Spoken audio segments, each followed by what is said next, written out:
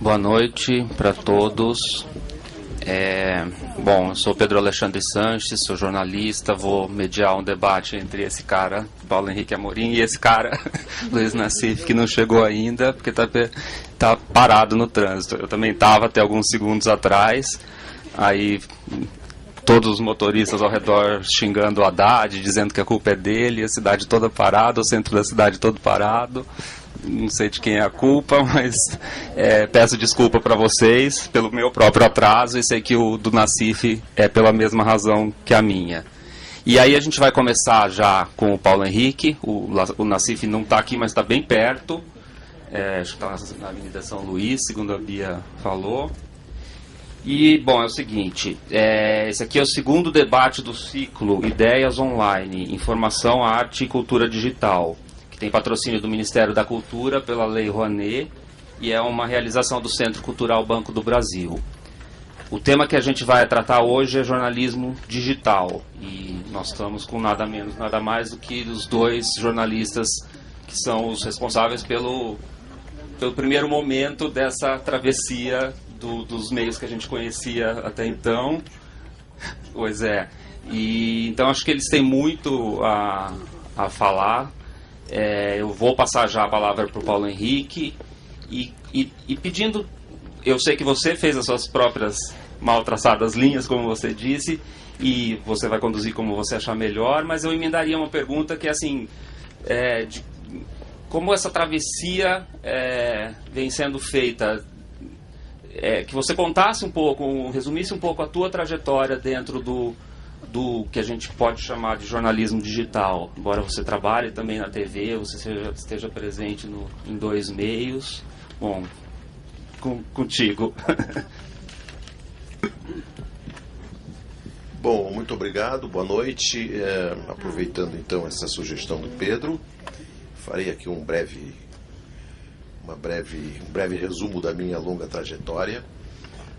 Eu resolvi entrar para a internet com o objetivo de dominar uma tecnologia que fosse útil ao meu trabalho central. Eu sempre me considero nada mais do que um jornalista e nada mais do que um repórter. Um repórter cuja função social é obter informações e transmiti-las, para que numa sociedade democrática aquele que recebe a informação possa julgar e tomar decisões a partir de informações que sejam objetivas, precisas e até quando possível, até como possível, imparciais. Eu sempre tive uma obsessão, uma preocupação, que foi a de dominar a tecnologia mais recente, mais nova, para que eu não ficasse profissionalmente obsoleto. Eu nunca quis ser um jornalista de imprensa escrita, de televisão ou de internet. Eu quero ser um jornalista. E acho que eu preciso dominar esses meios todos, e todos os que vierem pela frente, para que eu possa desempenhar a minha função. Eu não quero não quero me sentir impedido de ser repórter porque não domino a tecnologia disponível. E então eu fui fazer a internet assim, eu me tornei, de certa forma, pioneiro nesse meio, porque eu estava naquela altura trabalhando na TV Cultura aqui de São Paulo, tinha um programa chamado Conversa Fiada, um programa de jornalismo econômico que eu próprio produzia, e eu procurei espontaneamente o ZAS. Que ano é esse? Isso é 1999. Finalzinho do século passado. Eu procurei espontaneamente o ZAS, que era um provedor que tinha sede em Porto Alegre, e de um grupo de jovens muito empreendedores e bem apetrechados tecnicamente. E a partir daí nós começamos a trabalhar juntos. Depois o ZAS foi comprado pelo grupo RBS, lá de Porto Alegre. Depois o Terra comprou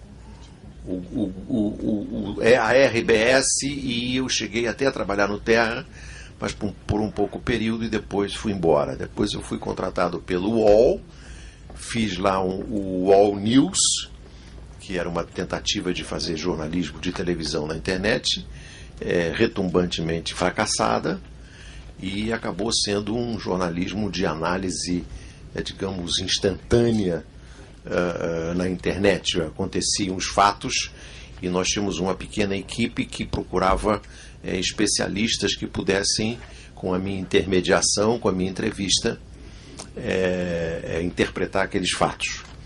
E assim foi que até que eu fui para o IG, saí do IG de uma forma um pouco violenta, atabalhoada, me mandaram embora de uma hora para outra, e aí eu resolvi ser independente e me pendurar num provedor de minha própria responsabilidade, ou pelo menos em que eu não estivesse dependendo de nenhum grande grupo empresarial ou de mídia.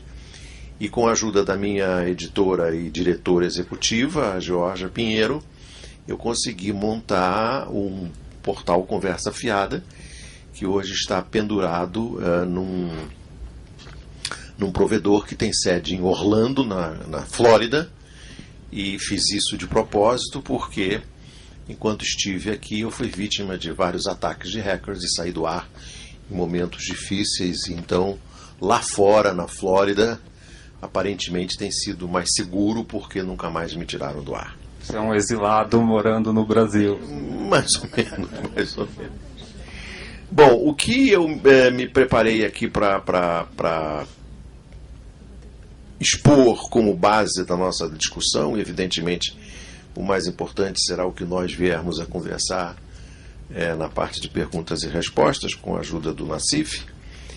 E é o seguinte: em primeiro lugar, eu gostaria de situar alguns números, algumas informações centrais, e gostaria de me referir especialmente ao recente número da Carta Capital, numa reportagem do André Barrocal, que mostra que a TV aberta no Brasil, ela detém 65% do total da publicidade brasileira. Isso em 2012 foi o equivalente a 20 bilhões de reais.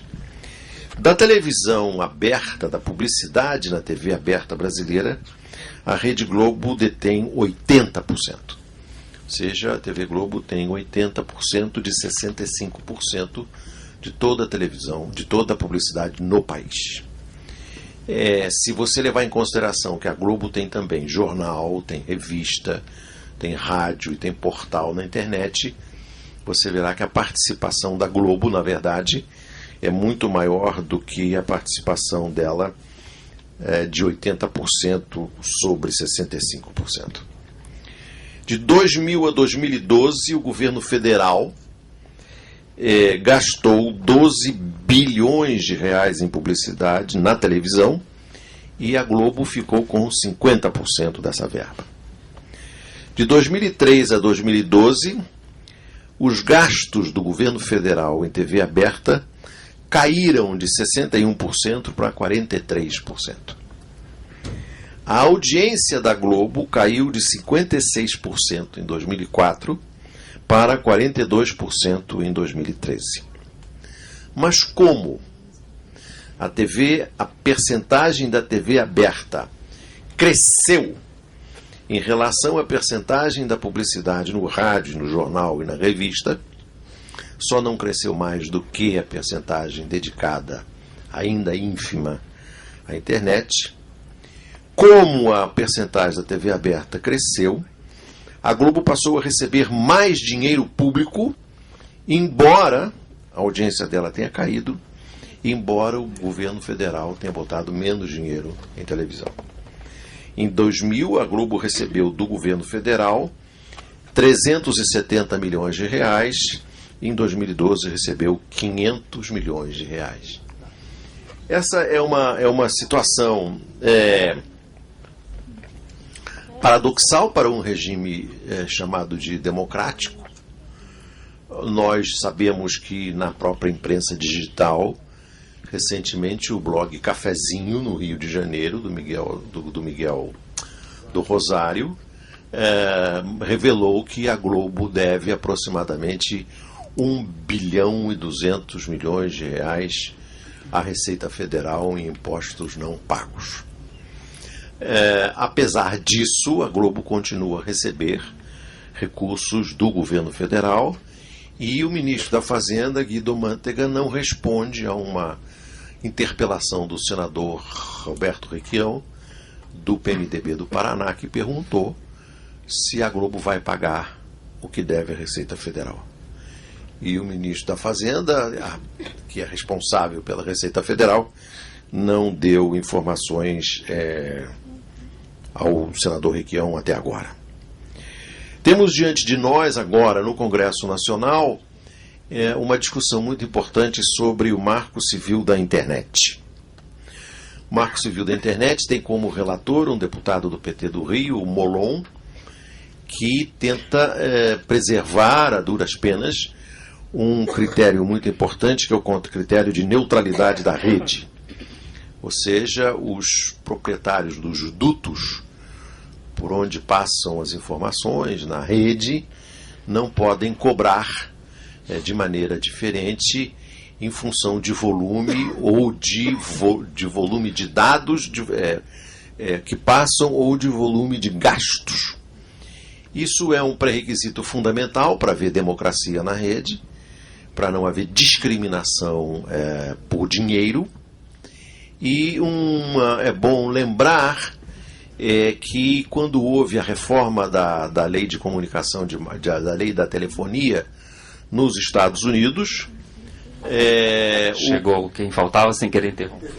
Chegou o Nassim. Quando houve a nova lei de telefonia, de comunicação, no governo Bill Clinton, foi estabelecido o critério da neutralidade da rede, o que foi rapidamente varrido quando chegou ao poder o presidente George W. Bush. Portanto, nos Estados Unidos não há neutralidade de rede. Aqui no Brasil é possível que não haja também, se prevalecer a posição de uma parte significativa da Câmara dos Deputados, parte essa liderada pelo grande estadista Eduardo Cunha, que não sei se sabem, é um dos líderes políticos de que os brasileiros devem se orgulhar, porque ele ilustra, por exemplo, a representação do Rio de Janeiro. Um outro tema que está na agenda é o tema de uma lei de regulação dos meios, aquilo que na Argentina se chama de Lei de Medios, e que foi aprovada agora em praticamente sua inteireza pelo Supremo Tribunal Federal argentino, e que provocou uma modificação completa no panorama da televisão argentina, e inclusive com o obrigatório desmembramento das propriedades do grupo Clarim. Uma situação que, na verdade, reproduz uma legislação que na América Latina já existe em vários países, como na Venezuela, no Equador, no Uruguai, e que aqui no Brasil não acontece. Essa lei de medios, que aqui no Brasil está amortecida, o ministro Franklin, por encomenda do presidente Lula, nos últimos dias do segundo mandato do governo Lula, o Franklin providenciou um projeto de lei de médios que ele próprio já reconhece como obsoleto, mas de qualquer maneira esse projeto foi devidamente jogado na lata do lixo pelo ministro Paulo Bernardo, ministro das Comunicações do governo Dilma, e lá na lata do lixo ele se encontra sobre uma pilha de que fazem parte 6 projetos de leis de comunicação que foram elaborados no governo Fernando Henrique Cardoso, sob a batuta dos ministros Sérgio Mota e Pimenta da Veiga. Quando, pouco antes de morrer, o ministro Sérgio Mota cobrou do Fernando Henrique aprovar essa lei de médios e disse não se apequene.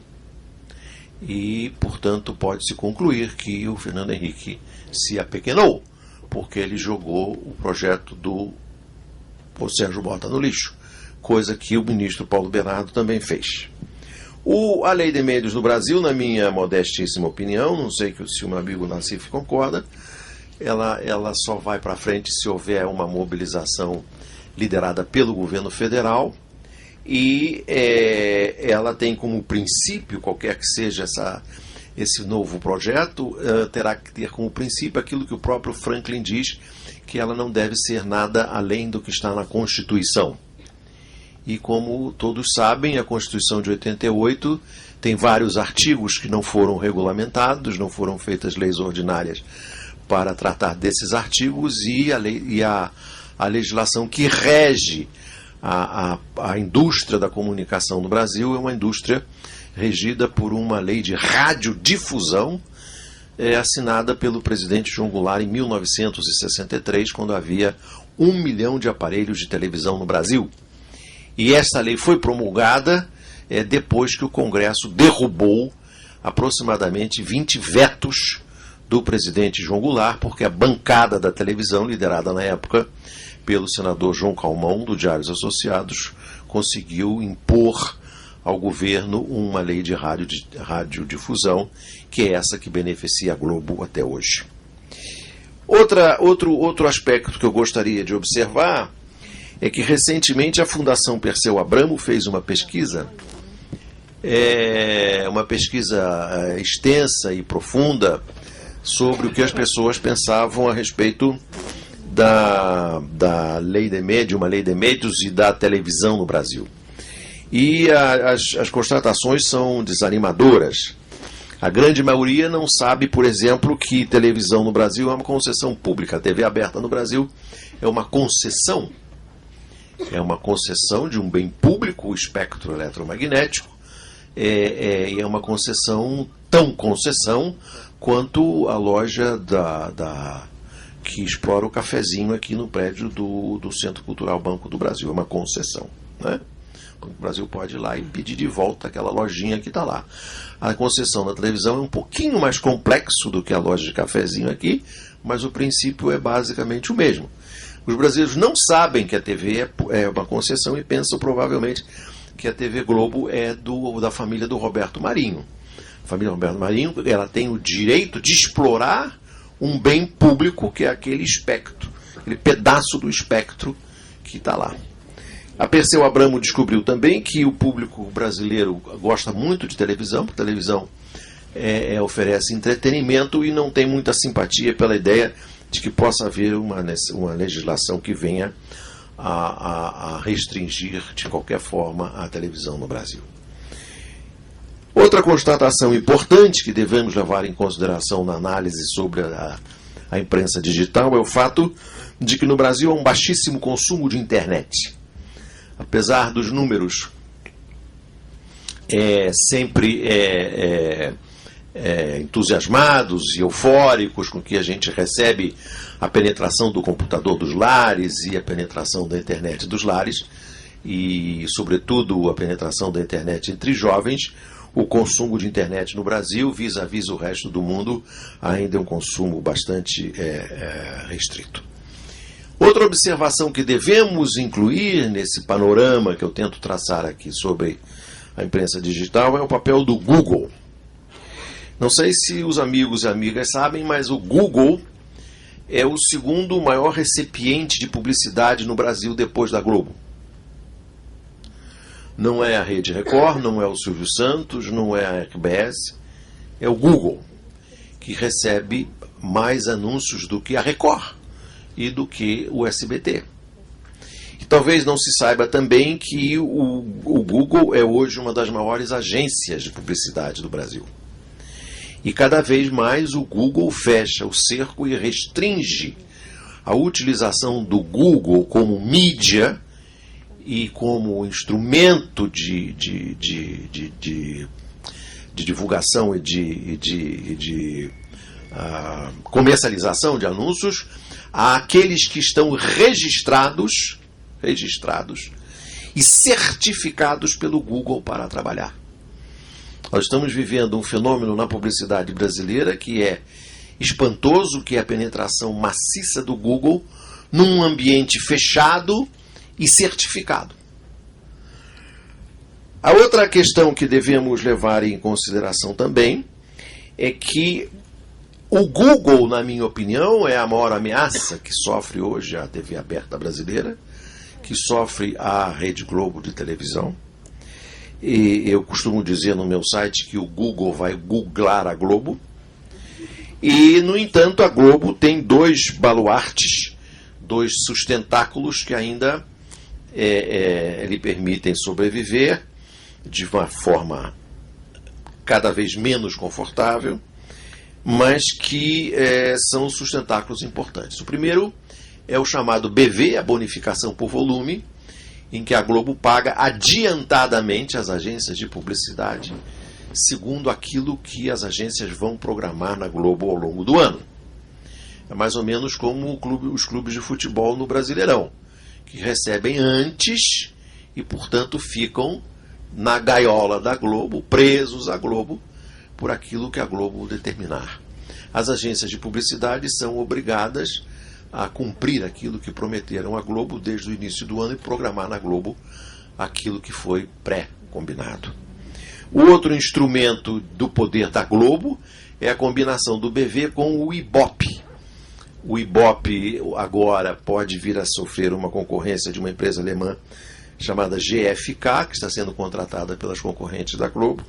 E, como se sabe, o Ibope é basicamente o resultado da ferição da audiência em cerca de 2.000 lares na Grande São Paulo. E é o que dá a medida da preferência do público brasileiro, que tem 200 milhões de habitantes, esse país continental, se mede com 2.000 lares na Grande São Paulo. Esse conjunto BV e Ibope é o que dá o poder que a Globo tem hoje. O BV acabou de sofrer uma derrota importante no julgamento do Mensalão do Supremo, porque foi considerado como um ato criminoso o fato de o Henrique Pizzolatto pagar BV às agências do Marcos Valério. E aquilo deveria ser da Visanet e não do Banco do Brasil e não da agência do Marcos Valério. Acontece que isso é uma regra que só vale para o Pizzolatto e para o PT, porque o BV que a Globo paga ao banco, a quem anuncia, as agências que anunciam o Banco do Brasil na Globo, ou as agências que anunciam Caixa Econômica na Globo, esse BV aparentemente é legal. Quando é para sustentar os helicópteros e os aviões dos filhos do Roberto Marinho, o BV é legal. Se é do PSDB, segundo a decisão do Supremo Tribunal Federal. O BV corre um risco de algum maluco entrar na justiça para questioná-lo, mas é possível que ainda por algum tempo ele perdure. Hoje, e essas são informações de que eu disponho como um profissional da televisão, hoje o que garante a rentabilidade da Rede Globo é, sobretudo, o monopólio que ela tem sobre os eventos esportivos. Não sei se vocês sabem, mas o Brasil é o país do mundo que mais gosta de Fórmula 1. Nem na Alemanha se gosta tanto de Fórmula 1 quanto aqui. Nem na Itália se gosta tanto de Fórmula 1 como aqui. E o fabuloso é que há 10 anos o Brasil não tem um corredor de Fórmula 1 que preste. O que tinha aí foi demitido, arrumaram lá uma escuderia para ele. E ele ontem aqui em São Paulo chegou em 7º lugar, é o grande herói nacional, chega em 7º lugar. No entanto, esse esporte é um esporte popularíssimo, importantíssimo, que faz parte da nossa cultura, assim como o futebol. Não tem carro, não temos carro também, né? Nem piloto, nem carro. Mas temos a Globo que nos ilustra a cada domingo. Sobre o jornalismo digital,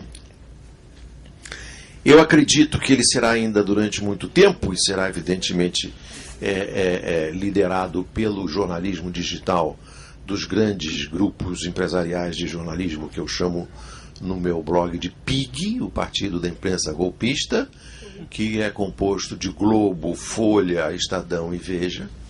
Como se sabe, o Estadão e a Veja estão à venda, não tem quem compre, mas estão à venda, e a Folha se encaminha para lá a passos acelerados. A Folha agora, como vocês viram, fez uma opção editorial que é ir para a direita da Ku Klux Klan, na esperança de herdar a xepa que vai sobrar do Estadão, aqueles restos de feira do Estadão. A Folha pretende incorporar ao seu patrimônio, deslocando-se vigorosamente para a extrema-direita do espectro político brasileiro. Ainda assim, esses grupos permanecerão, é claro, por muito tempo como predominantes na mídia digital brasileira. Não há no Brasil nada parecido, nem de longe, com a transição que está sendo feita com muito bom gosto e com muita qualidade pelo New York Times, que é, na minha opinião, o jornal que lidera essa passagem da imprensa escrita para a imprensa na internet, seguido também, na minha opinião, pelo Guardian de Londres, que hoje não existe mais como a imprensa escrita, que foi todo para a internet. O Guardian, como sabem, é o jornal que publicou as denúncias do Snowden, e é por isso mesmo que está sendo perseguido pela grande democracia que se instala nesse momento no governo conservador liberal que dirige eu não sei se falo Reino Unido ou Grã-Bretanha, porque eu assisto ao Renato Machado no Bom Dia Brasil e ele me deixa inibido, porque eu falo Inglaterra, e quando eu ouço ele falar Reino Unido, Grã-Bretanha, eu me sinto diminuído na minha superior ignorância. Enfim, naquela área ali que a gente mais ou menos imagina qual seja, no alto à esquerda onde fica o monstro do Loch Ness, né? Hã? Onde fica o monstro do Loch Ness. Fica, entre outros monstros. Tem o papel dos sujos, né?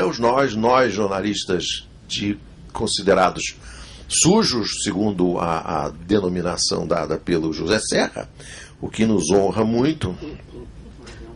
E os sujos quebraram a unanimidade, quebraram a solidez do pensamento único que havia na imprensa brasileira. O problema desses blogs sujos é que nós precisamos encontrar a nossa viabilidade comercial, precisamos encontrar os mecanismos de sobreviver financeiramente, porque informação é caro. Informação exige gente qualificada, tempo de pesquisa, e não basta você dar opinião, você tem que ter informação, você tem que ter substância. Opinião, como se sabe, é dispensável. Informação é que é indispensável. E nós precisamos fazer essa transição da opinião para o fato, né, da opinião para a informação dura, e com isso garantir a nossa sobrevivência, inclusive comercial. A nossa questão é quem paga essa conta.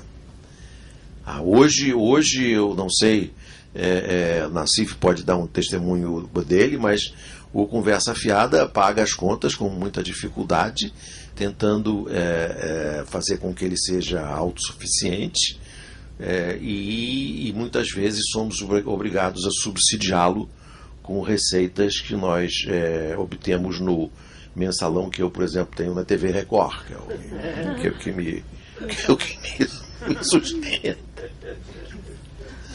E qual é o nosso futuro? Bom, essa resposta quem vai dar é o Nassif. Eu não tenho cabedais para dar essa resposta, mas eu acho que temos um futuro radioso, brilhante e cheio de pontos de interrogação. Nós não sabemos equacionar ainda esse problema da viabilidade comercial, como nós vamos investir na qualidade dos nossos produtos jornalísticos com a receita publicitária que está hoje disponível no mercado, ou com as fontes de renda que existem hoje no mercado, seja através de assinatura, seja através de contribuição do leitor, seja lá o que for. Temos que estudar isso, temos que encontrar esses mecanismos e ver até se o próprio mercado, se a própria tecnologia que vem a aparecer por aí nos ajuda a decifrar esse conjunto de enigmas que está diante de nós. Agora, nada disso nos desanima, e continuamos a lutar como a Armata Branca Leone, sem o brilho e o talento do Mário Monicelli. Muito obrigado. Eu vou só, antes de passar a palavra para o Nassif, te fazer uma breve pergunta. Todos esses dados que você trouxe sobre a Globo configuram que ela é o quê? Uma estatal, uma paraestatal, uma terceira coisa? O que seria ela do jeito que ela funciona hoje? Essa é uma boa pergunta. Em alguns casos, em algumas circunstâncias, você poderia chamá-la de paraestatal. Hoje, por exemplo, eu publiquei uma notícia do blog do Daniel Castro, do blog Notícias da TV, em que ele mostra uma notícia razoavelmente assustadora. É que a Lei Rouanet subsidia a produção de produções da Globo, com as quais a Globo não gasta um tostão. Esses filmes são um retumbante fracasso de bilheteria que a Globo reedita e transforma em minisséries sobre as quais ela vende comerciais. Ganha por 5 vezes em cima da mesma coisa. É um fenômeno interessantíssimo, né? Se fosse feito pelo Delúbio, estava preso, né? Bom, essa pergunta acho que vai ficar no ar e a gente pode continuar nela depois, né? E agora, Nassif, eu peço, assim como o Paulo Henrique, ele falou que ele desce na telha, na veneta, mas eu tinha feito um direcionamento inicial que é de pedir que você fizesse um pequeno resumo da sua trajetória no jornalismo digital, desde lá, no seu caso, do Dinheiro Vivo, hoje chama GGN. Como foi isso? Quando surgiu o primeiro computador pessoal, em 1980, tinha aquela visão de que os computadores vieram para ser o domínio do Estado e das grandes corporações sobre as pessoas físicas. Quando surgiu o primeiro computador pessoal, eu falei, isso aqui vai servir agora para ser uma defesa da pessoa física contra as grandes corporações e contra o poder do Estado. Né? Isso é em 1980. Daí eu comprei um computador chamado D8000 da Dismac, 16K de memória, e você gravava numa fita cassete, que eu tinha todos os meus programas lá, e umas marchinhas da Carmen Miranda também, que você misturava lá, né? Eu já dominava matemática financeira com as calculadoras financeiras, e você não tinha programa ainda. Então você tinha que aprender o Basic.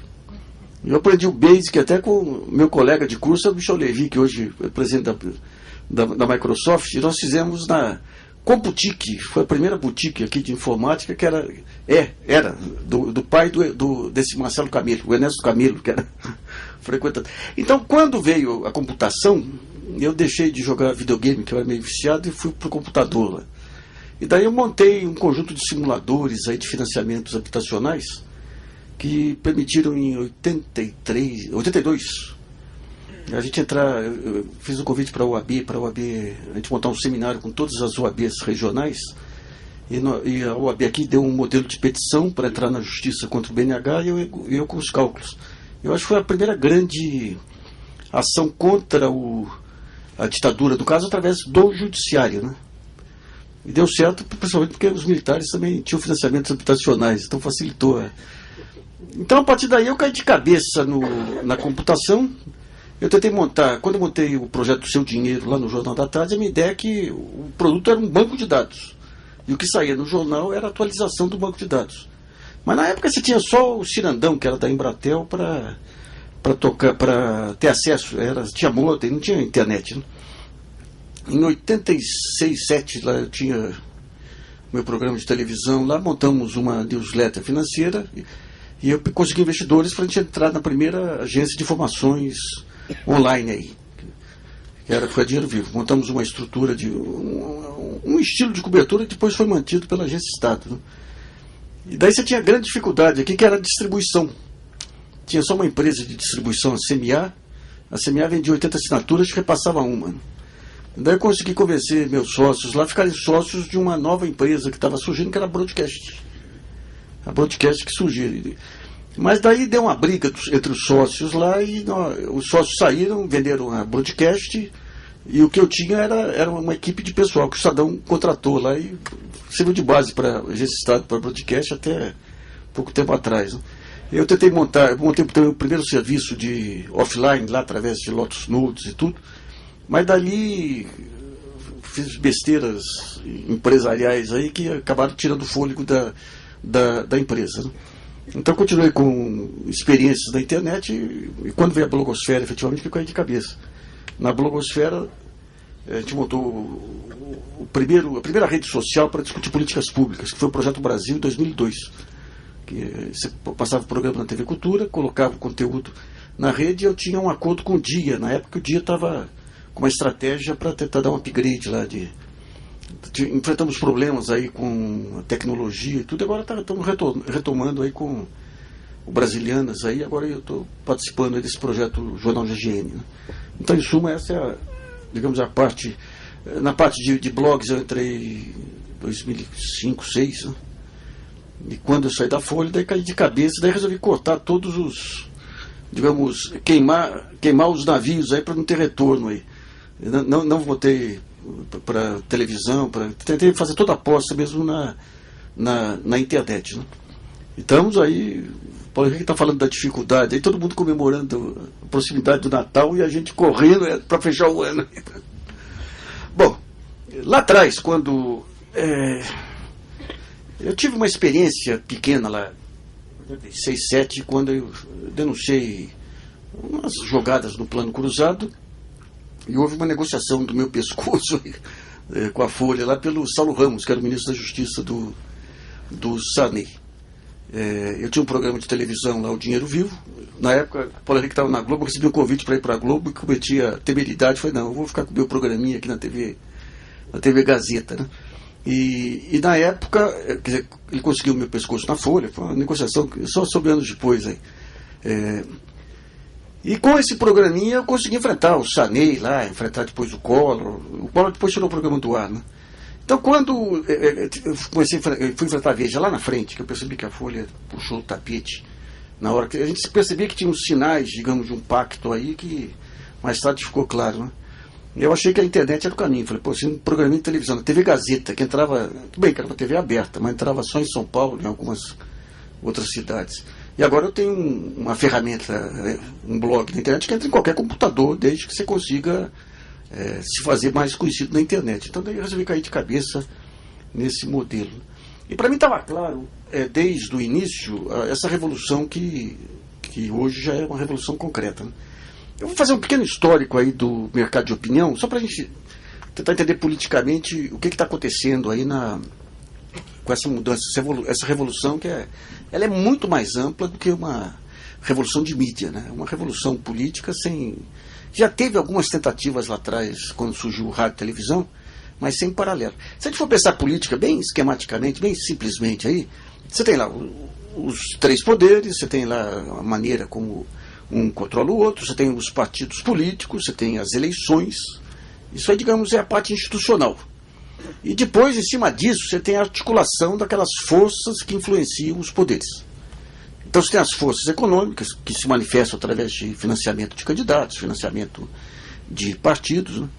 Você tem, hoje mais do que antes, você tem sociedade civil, organizações aí, sindicatos que bancam alguns deputados, mas não são hegemônicos. Hegemônicos sempre são essas forças econômicas e grandes grupos que sai governo, entra governo, eles sabem operar o Estado. E fora dos grandes grupos você tem o mercado de opinião. A gente entende a opinião pública como um mercado. É um mercado. Você tem produto, você tem disputa. O produto do jornalismo é a informação, é a opinião. As qualidades são a credibilidade, a confiança. Então você tem todo... Esse mercado, ele chega para os diversos públicos, chegava. Você tinha um modelo muito simples de controlar, digamos, a opinião pública. Os partidos políticos saíam a campo, elegiam lá os seus candidatos, eram apoiados por grupos. Depois que se encastelavam no poder, toda a política econômica era pautada pela chamada grande mídia. E aí é importante a gente ver um pouquinho as classificações de jornais que tem em países civilizados. Você tem a imprensa de opinião, que é aquela que interfere, que fiscaliza o governo federal e discute as grandes políticas nacionais. Você tem o jornalismo regional, você tem o tabloide, que é aquele que joga só da parte sensacionalista, e tem, digamos, alguns jornais mais segmentados aí.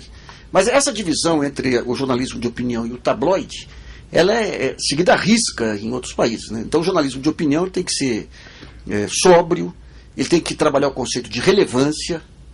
Então ele tem que pegar o tema que é relevante, não é? Ele foge da espetacularização, tem que ser agradável, mas não pode. Foge da escandalização. Ele parte da do pressuposto. tapioca também? É? Foge da tapioca. Pois é, a tapioca aqui foi a campeã mundial, né? Então, digamos, esse modelo foi atropelado aqui completamente pelos jornais a partir dos anos 90, aí, com a campanha do impeachment. A campanha, você tinha até os anos 80, até por conta da ditadura e tudo, um controle, um filtro muito grande aí, das informações, filtro de qualidade, mas filtro político também, né? Quando vem a campanha do impeachment, aquilo lá implode toda a filtragem que você tinha. As grandes denúncias contra o Collor, veja bem, denúncia forte dá trabalho ser apurada. O cara tem que entender mercado financeiro, tem que entender as jogadas políticas, tem que entender as jogadas regulatórias e tudo. Então, quando começa a campanha do Collor, você tinha necessidade de soltar escândalos diários. Então, os grandes escândalos vão por água abaixo. Eu saí do governo Collor com 4 processos de denúncias que eu fiz, de coisas pesadas aí na Telesp, esquemas Pedro Paulo Leone, tudo aí, que os jornais não entravam, se fala, estavam cúmplices. No comecinho podia ser, mas depois dá trabalho. Você tem poucos jornalistas assim de denúncia, que sabem o que é uma operação de telecomunicações, que entendem esse jogo, né? Então você começou a produzir um escândalo por dia lá.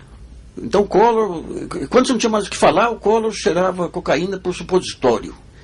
A mulher do Collor era sapatão, não bastava ser perua convencional, né? Tinha que ser sapatão. O Collor matava galinha preta no porão do palácio.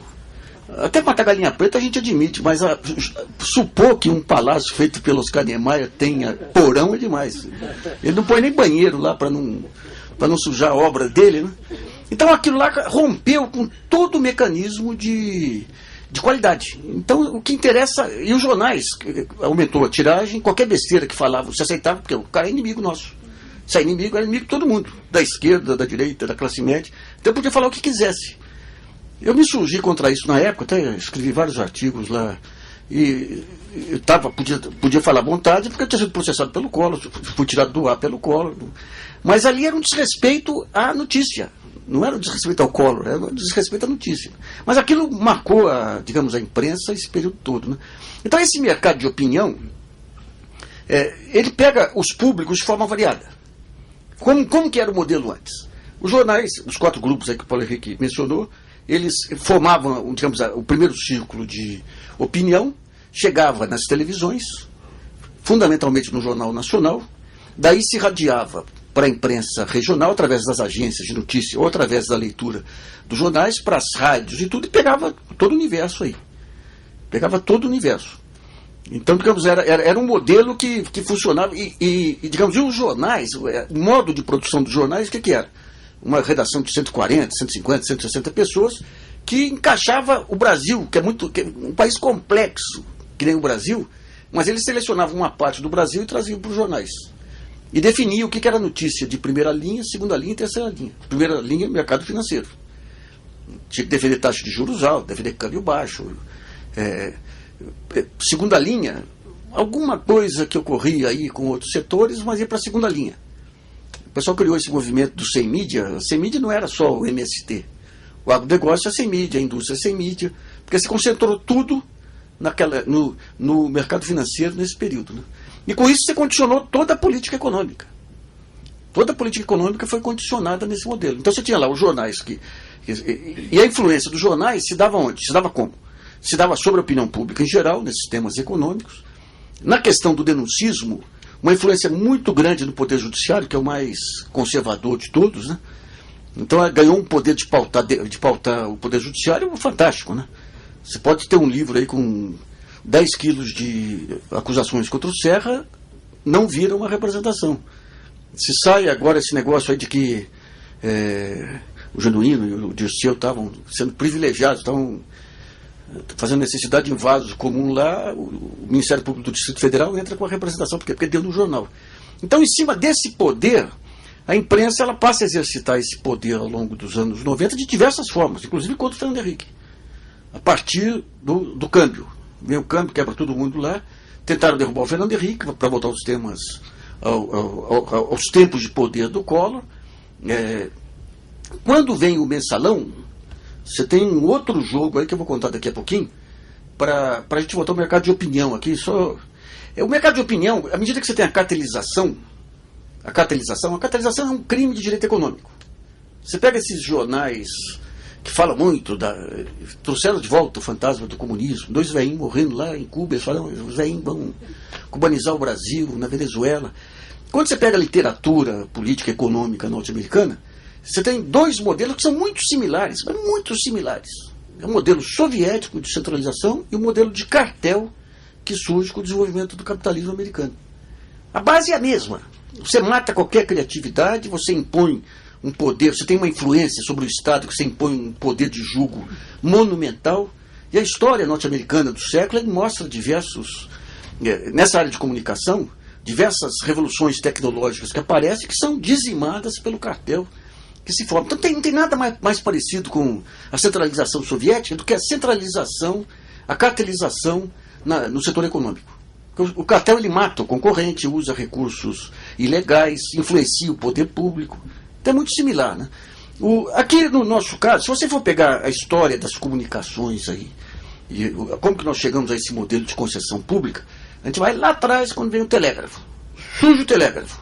Quando surge o telégrafo, o dono lá da primeira rede de telégrafo que surgiu falou, puta, aqui nós podemos pegar a informação. E cria a agência de notícias. Então, você tinha os jornais todos pulverizados, a agência de notícias começa a uniformizar o conhecimento e a ideologia. Então você cria os primeiros cartéis em cima de agências de notícias, ainda no tempo do telégrafo sem fio. Daí surge a telefonia. Quando surge a telefonia, você rompe com esse modelo. Então você tem diversos locais dos Estados Unidos lá, empresas municipais de telefonia, era uma tecnologia rústica, mas que permite digamos, a exploração da voz e da comunicação de comunidades. Então você tinha, às vezes, transmissão de programas por telefone. Toda uma comunidade rural lá, tal hora vai ter uma transmissão, todo mundo ia lá. Então você rompe o isolamento de vozes individuais aí. Daí vem o governo e fala, não, tem que ser para garantir a qualidade, para garantir, inclusive, que haja o atendimento e a universalização, tem que ter uma grande empresa. E dá um monopólio para a T&T, que foi o monopólio mais duradouro que teve na história americana. E esse modelo acaba vindo por aqui. No Brasil, você tinha até um tempo atrás telefonias municipais que, com a Telebrás, entra dentro desse modelo. Tem que ser uma grande empresa para poder ter mais condição de pesquisa, mais condição de qualidade. E a T&T ela foi muito interessante porque ela realmente dava uma contrapartida social. Porque toda concessão, aí que entra esse absurdo que nós temos aqui nas concessões de rádio e televisão, o preço da concessão é a contrapartida social. Então eu te dou a concessão, você tem que devolver o quê? Qualidade, universalização. E a T&T fez esse trabalho. Mas matou toda a competição e matou toda a inovação que surgia lá. Ela matava em nome desse ideal maior de que o serviço público tem que ser monopolizado para poder ter recursos, para poder bancar para todo mundo. Daí surgem os primeiros rádios lá atrás. Quando surgem os primeiros rádios, você tem aquela explosão que nem você tem na internet hoje, né? Você tinha rádio para todo lado lá. Você tinha rádios. Então a rádio comunitária era a base. A base era a rádio comunitária, que hoje é visto como lado bandido, aí, inacreditável. Então, o que acontece? Os primeiros, que é um fenômeno que está ocorrendo na internet. Os primeiros grupos que conseguem criar uma força econômica maior começam a concentrar, começam a comprar as rádios e convencem o governo que tinha que ter a rede. Porque a rede seria a única maneira de rentabilizar. Porque você tem ganho de escala, né? Você tem uma mesma produção, você soltava em rede com a publicidade e teria condições de apresentar programas melhores e impedir aquele caos que você tinha de cada qual com a sua opinião. Você uniformizava ideologicamente, digamos, o público. Isso aí começa a ser rompido com a televisão. Surge a tecnologia de televisão, mesma coisa, televisões montadas assim, todo mundo montava sua emissorinha de televisão lá de um modo simples e tudo, daí não, tem que ter a concentração e criar a grande rede nacional de televisão, porque eles vão dar o retorno. Eles vão ter recurso financeiro para fazer as grandes produções, fazer uma parte educativa. Esse era o modelo inicial. Eles vão se financiar no mercado, então não vão depender do governo, não vão depender só de publicidade. Então a legitimação da rede, o que era? Dar um retorno social. Daí as redes começam a trabalhar e daí, para ter retorno comercial, tem que ter audiência. Daí começa a atropelar. Então o retorno social vai para o vinagre. E daí ganhou força.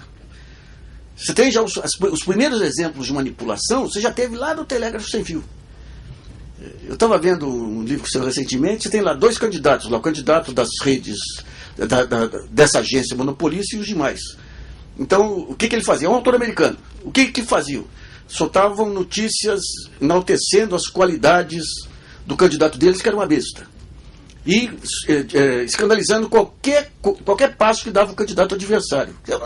Digamos, é um modelo de manipulação que é histórico, já vem lá de trás. Né? Com a televisão, a mesma coisa. Quando você permite a rede, na economia mais aberta dos Estados Unidos, você cria um monopólio virtual. E esse monopólio, o que acontece com todos os monopólios? Você ganha uma expressão política, você passa a influenciar o judiciário e passa a influenciar o executivo. Quando começam a surgir outras tecnologias, você vai em cima, usa o seu poder político para matar esses novos grupos que estão surgindo. Às vezes consegue, às vezes não consegue. Nós temos um caso, esse caso exemplar, para entender o que ocorreu no Brasil aí nos últimos anos, que foi a eleição do Obama.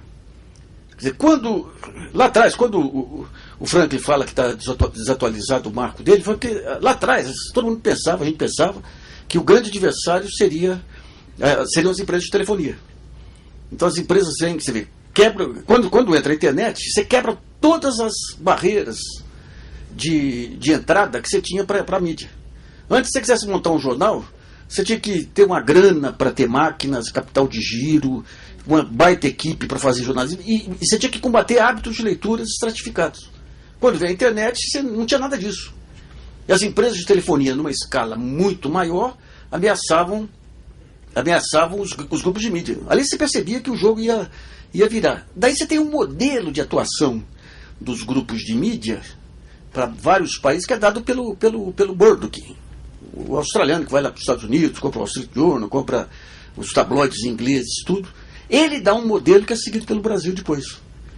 E o modelo dele qual foi? Primeiro ele tenta entrar nesse jogo, criando a sua rede social, que não dá certo também, se capitaliza no mercado para comprar, tentar montar uma rede global aí de publicações, mas percebe que não tinha jeito, que as teles eram muito maiores, que ele ia perder para as teles.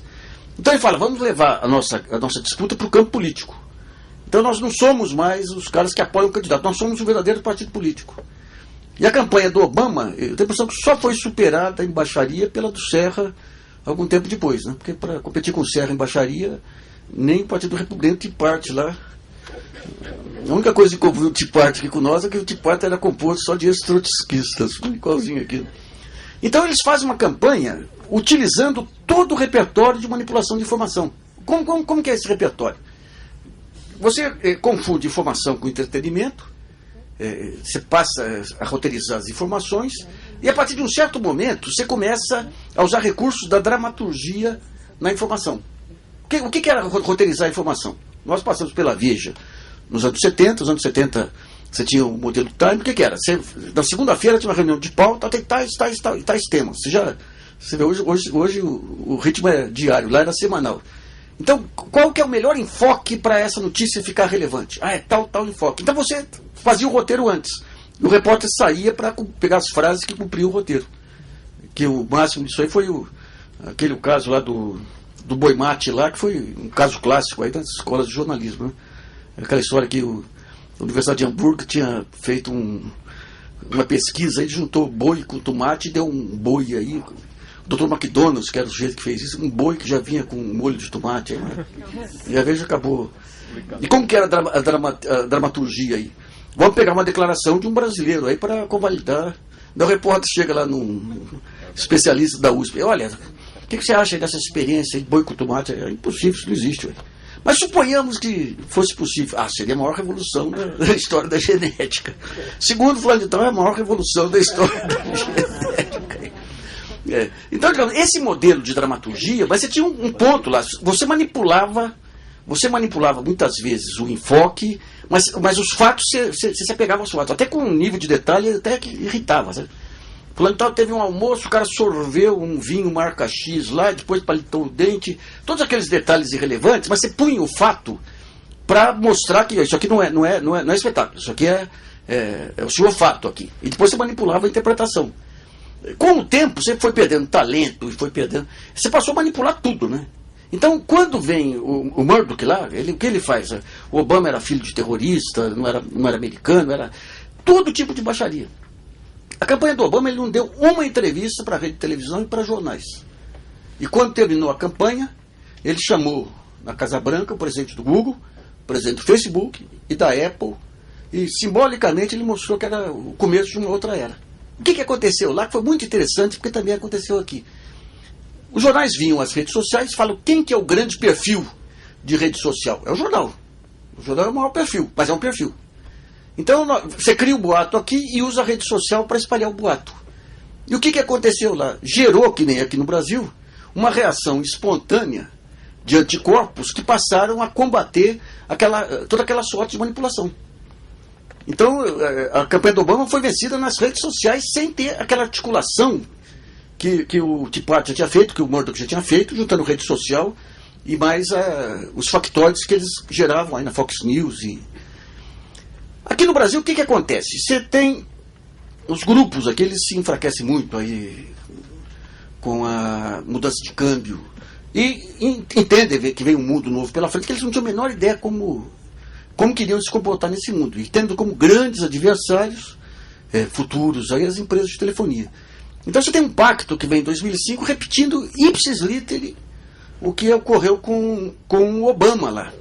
E provavelmente, isso aí, depois precisava alguém que participou das reuniões, provavelmente quem traz esse modelo era o Robert Tivita lá, que o Tivita ele sempre teve um cheiro muito bom lá para o que acontecia nos Estados Unidos e trazer para cá, como foi a revista Veja e outras aí.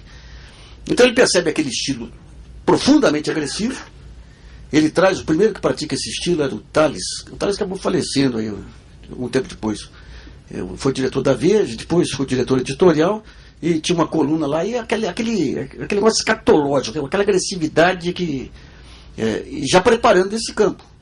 E eles resolvem fazer toda a aposta de levar para o campo político e pegar o prestígio e o espaço que ainda tinham de uma imprensa cartelizada e jogar tudo aproveitando o enfraquecimento do Lula com o mensalão. Então 2006 foi o primeiro ensaio disso, perderam em 2006. Em 2010, daí vieram com o Serra em 2010, daí com todo aquele arsenal de... Eu não sei se em alguma parte do mundo teve uma baixaria igual, né? O que se saiu sobre Dilma, assassina, a ficha falsa, as 36 páginas, primeiras páginas da Folha, pegando o cara que tinha acabado de sair da cadeia lá e montando um factóide, dizendo que o cara era um consultor consagrado aí, que tentou um financiamento do BNDES 7 bilhões para uma empresinha desse tamaninho lá em Campinas, e só não conseguiu porque ele não quis pagar uma propina de 5 milhões. O cara tinha acabado de sair da cadeia, não quis pagar 5 bilhões para receber 5 ou 7 bilhões lá. Então é coisa sem pé nem cabeça, sem verossimilhança. Você tem o primeiro... Dramaturgia ruim, né? Dramaturgia ruim, né? Você tem o primeiro filtro que você traz, você vê uma matéria e fala, é verossímil ou não é? O que é verossímil? Por exemplo, aquele negócio do dinheiro que foi na caixa aí, naquela caixa de bebidas lá, não sei quantos milhões de dólares lá, do cubano lá, né? Nada batia, né? Você tem a Cuba quebrada. Cuba, quando tinha dinheiro, ela tinha esquema de tradings aí, tinha mercado, através do mercado fazia os repasses aí. Supor que logo depois do caso da Alunos lá, você ia ter caixa de bebida com 2 milhões de dólares. Eu peguei minha filha pequena, ela falei, dei um monte de nota de 2, falei, vê quantas notas que cabem numa garrafa. Mas nem isso, fizeram que nem aqueles 200 mil dólares aí no envelope aí, que aquele rapaz, Diego, não sei as quantas lá, ele levantou também, né? Então não tinha nem verossimilhança. Então você vê, depois do episódio Luno, você supor que um cubano conhecido aqui vai mandar dólares de um país quebrado, vai mandar dólares para o PT numa caixa de bebidas que passa pelo aeroporto de Brasília, vai para o aeroporto de Viracopos e vem para a sede do PT. Você não tinha pé nem cabeça. Mas naquela altura, eles confiaram demasiadamente na mediocridade dos seus leitores. E tem realmente leitor medíocre. Né? Então, criaram essa sede de vingança, que eu nunca vi coisa igual, essa celebração aí dos problemas do genuíno aí, isso é de um sadismo monumental. Eles criaram uma geração de jornalistas agora, que está surgindo aí. Nossa senhora, quando vê a geração do plano Collor, do impeachment lá, um pessoal também que atropelava a mãe para manipular a informação. Eu achei que era a pior geração que tinha surgido. Daí vem a do Mensalão, que é um terror. E hoje você pega perfis de jornalistas aí, Twitter, tudo celebrando a desgraça de uma pessoa digna, e nem que não fosse digna, né? Então você não tem nenhum domínio assim daqueles pontos básicos de direitos individuais, mas esses são outros 500. Então o que eles fazem, digamos, em 2005 é isso aí. Vamos montar essa estratégia, vamos criar figura. Eles pegam, digamos, recursos de manipulação de tempos imemoriais, desde que você tem a mídia de massas, você usa esses recursos, né? Você cria um inimigo terrível que ninguém consegue avaliar direito aí o poder dele. Então, o macartismo que tinha, você tinha a Rússia lá, você tinha o comunismo lá no macartismo. Aqui eles criam a Venezuela e Cuba. Porque as Farc iriam invadir aí o Brasil, iam cercar os quartéis e daí você começa a colocar aquele inimigo. Isso aí eles já faziam desde os anos 80. Sempre você tem que ter um Drácula. É a figura do Drácula, aquele cara que nunca morre, que é super poderoso, e só o jornal que vai poder te defender daquele inimigo. Eles fizeram isso com... Independentemente... Eles criam o Serra, que é essa figura. Mas você vê que coisa? E apostam no Serra, rapaz. Nossa! Drácula em pessoa. Esse que é o problema, porque os heróis em que eles apostam aí são terríveis, né? Eles queriam os Galahad lá e pegam um vampiro de Düsseldorf. Mas então, digamos, todo esse arsenal de manipulação e esse negócio que já fizeram com o Brizola lá atrás, de bater repetidamente, de denúncia, e se não tem denúncia relevante, você cria uma denúncia, cria tapioca. Então todo esse arsenal foi montado lá e acabou. Você teve uma reação espontânea da blogosfera. Você tinha, aliás, a campanha da Dilma em 2010 lá era uma piada, né? A gente enfrentava um tiroteio aqui, de repente vinha pelo Twitter uma ordem lá do... Vamos fatuar em tal ponto. Não tinha a menor noção sobre discurso político, o esquema de internet deles lá, né?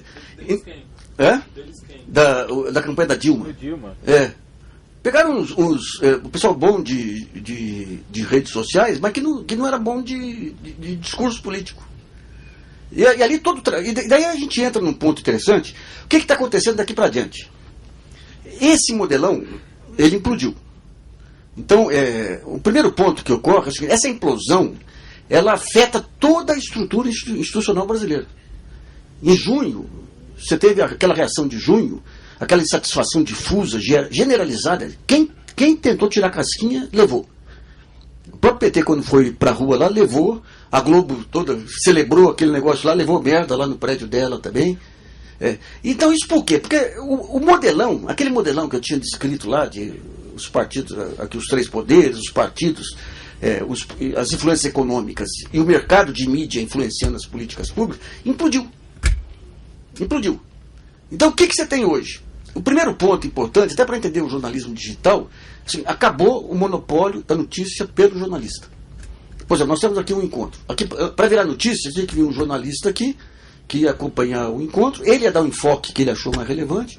Você tem, às vezes, 15 informações que saem daqui, ele ia selecionar 5 que interessasse aí para, ou politicamente, ou editorialmente, ao leitor. Ele vai pegar aquilo que é comum a todos os leitores, que é intriga, futriquinha, vai pegar uma frase que o Paulo Henrique falou, uma que eu falei, uma que o Pedro falou, para criar a futrica, e daí virava notícia. Esse modelo acabou. Quer dizer, acabou o monopólio da informação pelo jornalista. Isso aí vale para todo mundo.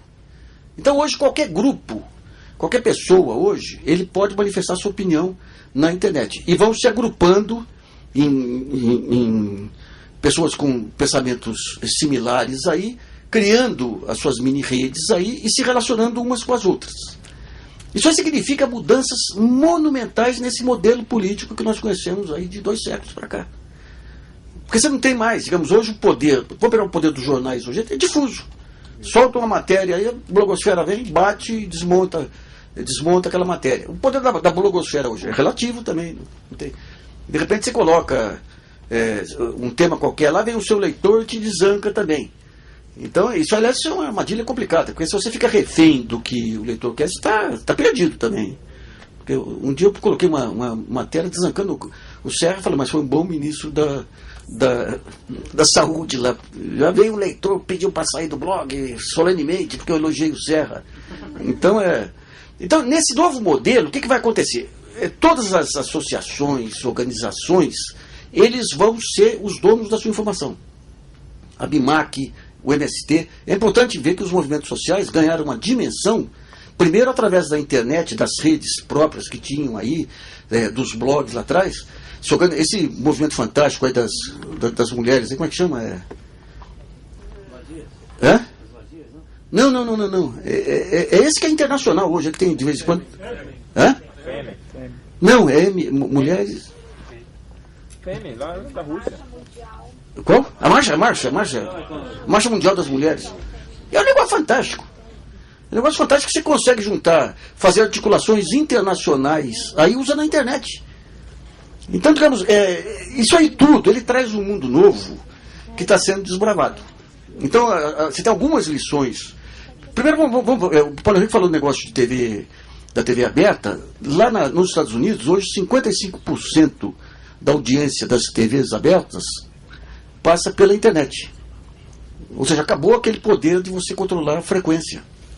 Acabou aquele poder. Então, o próximo passo, hoje as TVs abertas resistem ainda, mas o próximo passo vão para o vinagre também. E, aliás, o primeiro passo lá atrás que permitiu a competição com as TVs foi a TV a cabo nos Estados Unidos, que também foi um rompimento com um padrão que no Brasil, quando começou a TV a cabo, a Globo pegou até um ex-diretor da Folha lá para colocar como laranja em várias cidades aí para poder comprar TVs a cabo. Depois quebraram lá na experiência da TV a cabo.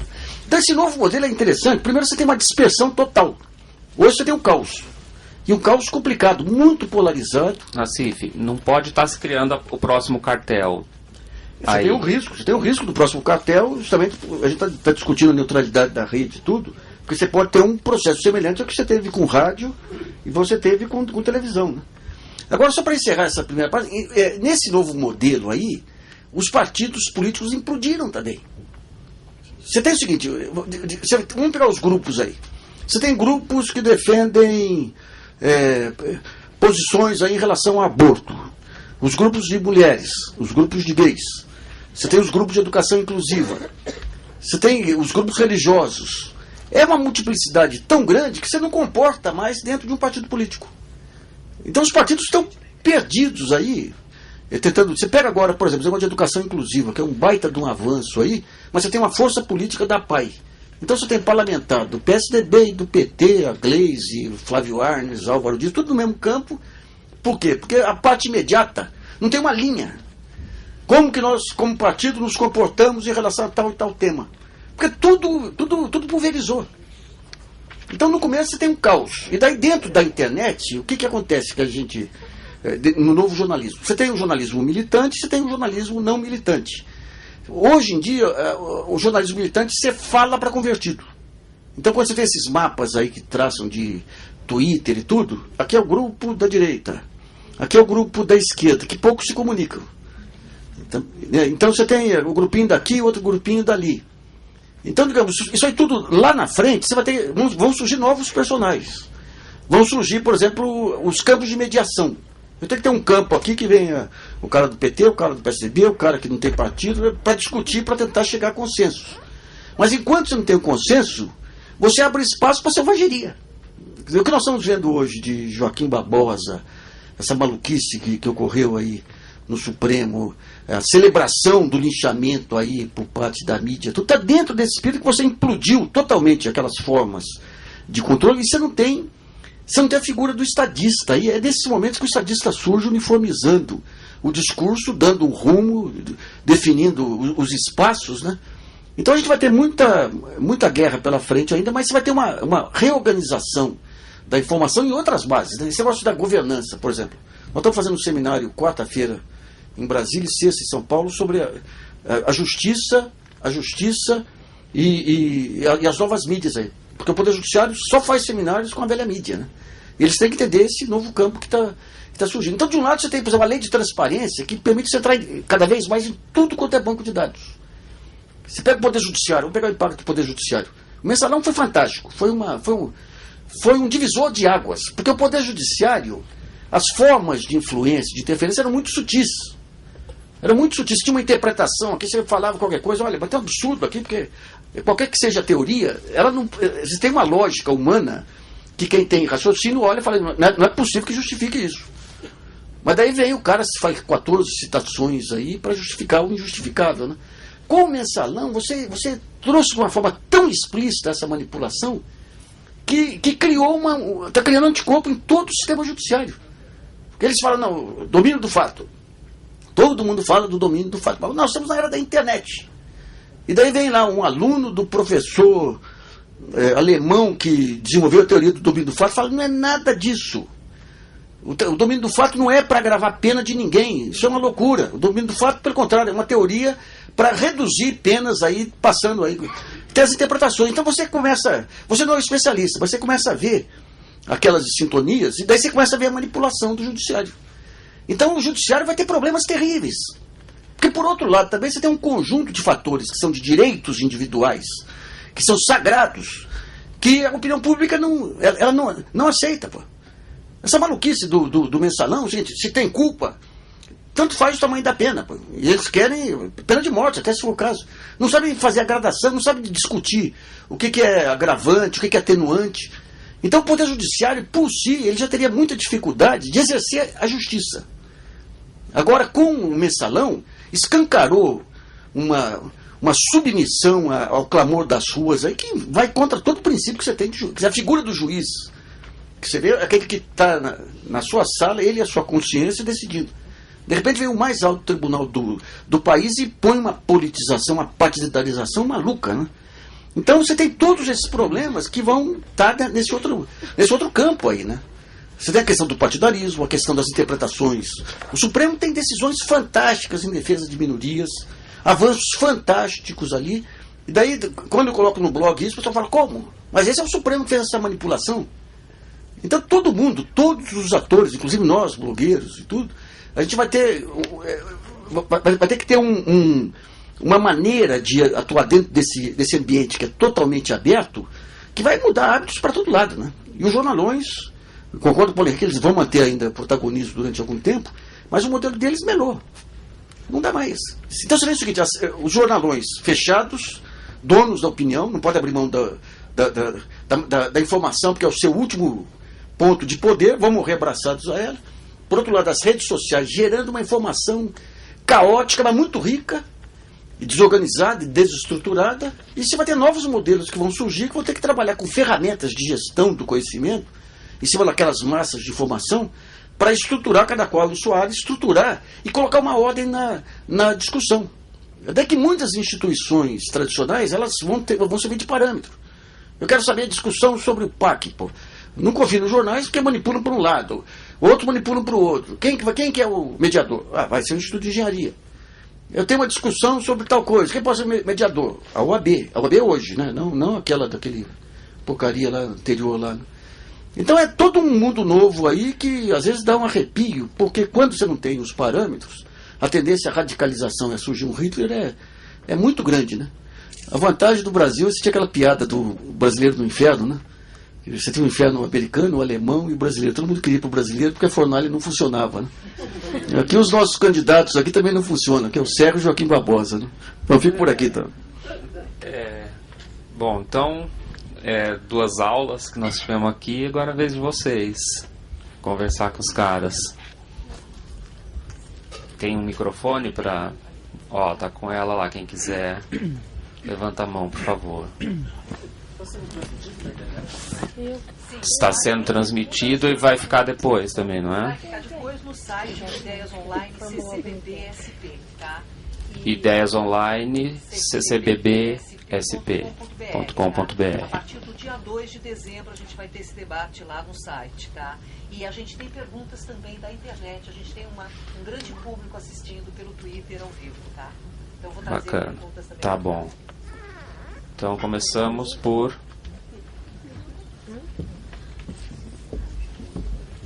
você. Boa noite. Meu nome é Marcelo e eu gostaria de saber assim a respeito do Google. O Google é uma empresa americana, imperialista e, segundo falam, não paga imposto no Brasil. Outra coisa, a China parece que fez o Taibo, né? é isso? Se não me falha a memória, que é algo semelhante ao Google para dar esse tipo de informação. Por que não se faria isso no Brasil, então?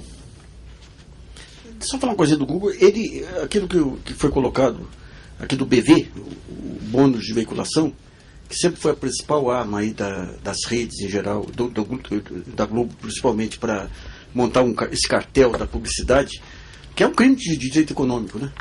Agora que eles pegam os profissionais que têm um baita fôlego, aí o Google está arrasando com o BV, dando muito mais devolução aí para as agências, né?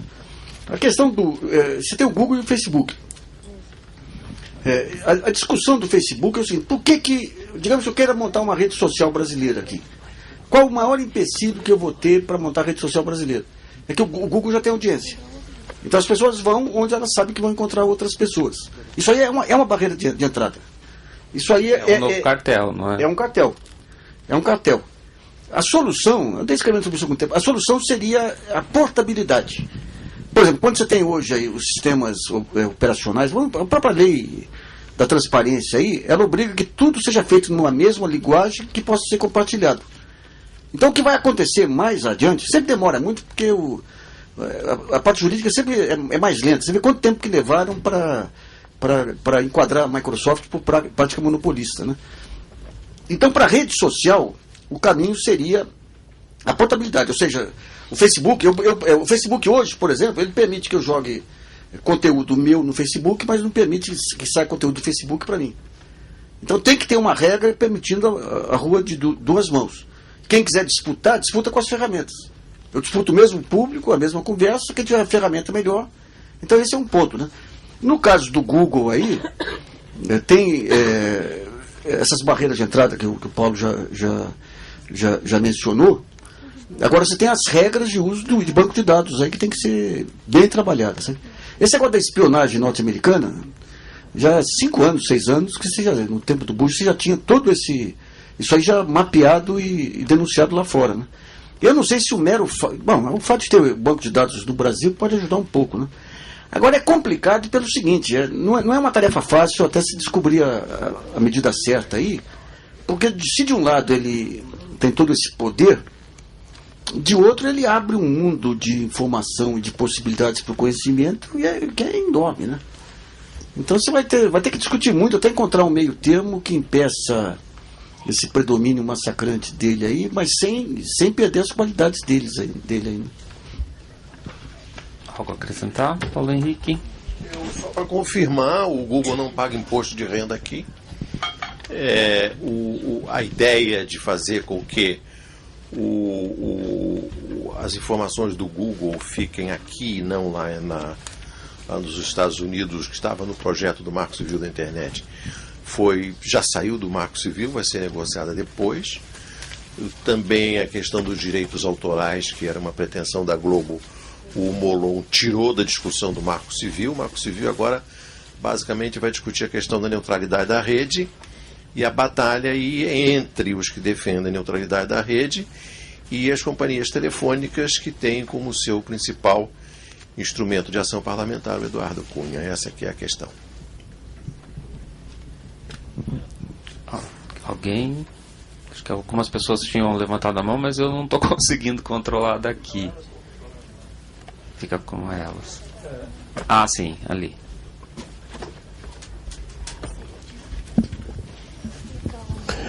A pergunta para os dois, mas eu gostaria de iniciar com o Paulo Henrique.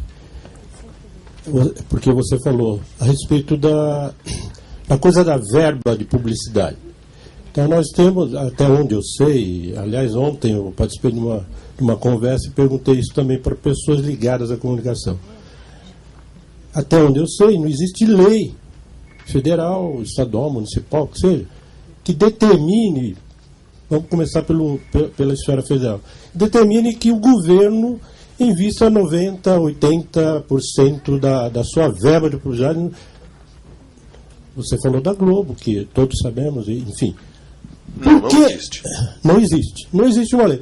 E aí a pergunta é, nós todos sabemos, todos sabemos, poucos de nós sabemos, mas enfim, não é toda a população que tem esse conhecimento, Se tivesse, talvez a coisa fosse diferente. Por que, então, o governo federal continua colocando toda a sua verba, 80%, 90% da verba de publicidade, na Globo, no Estadão, na Folha, na Veja? Isso também aqui. Hoje, aqui em São Paulo, nós temos um governo PT. Governo PT que, durante a campanha, falava isso. Denunciava isso, dizia, olha, tal, ao PIG e tal, usando a sua criação. A gente ouviu isso o tempo todo. E continua ouvindo. Olha, o dinheiro... Existe lei? Não existe lei. Por que um governo popular, um governo de esquerda, um governo que tem essa consciência, continua colocando... O Haddad coloca 90% ou mais, não sei, de publicidade, da verba publicidade. E a gente fica perguntando, por quê, então?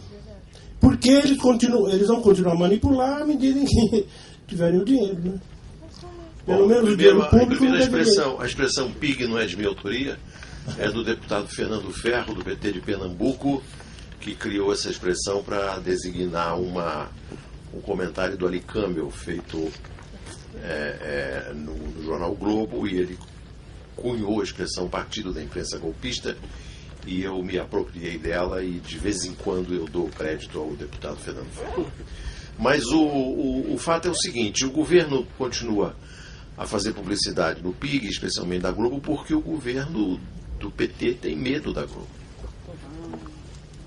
Só isso. Perguntei isso para um dirigente do PT. É medo? É rabo preso? Não.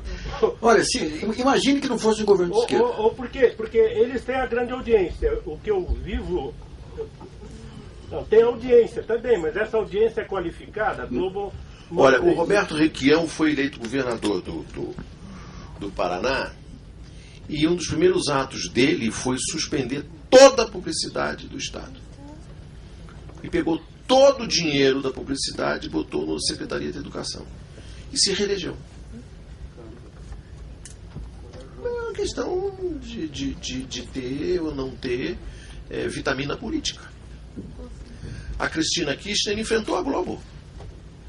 É bem verdade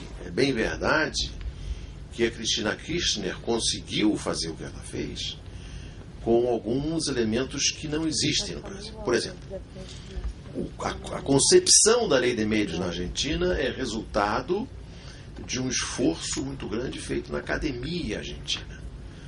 As universidades, algumas faculdades, alguns intelectuais se reuniram e produziram isso. Mas aqui também tem o FNDC, que fez um projeto depois do Franklin, que é um projeto muito moderno, é um projeto muito competente, até onde a minha vista alcança. E além disso, a Cristina contou com o apoio do povo. Falta o povo aqui no Brasil. O povo foi para a porta da Casa Rosada, o povo foi para a porta do Parlamento, os sindicatos se mobilizaram, né? Eu tenho conversado isso, inclusive, de forma pública. Eu tenho dito a líderes sindicais, e até recentemente falei na TVT, Televisão dos Trabalhadores, ligada à CUT, que o maior interessado numa lei de médios no Brasil devia ser o trabalhador. Porque ninguém sofre mais nas mãos do PIG do que o trabalhador. E a CUT não vai para a porta da Globo.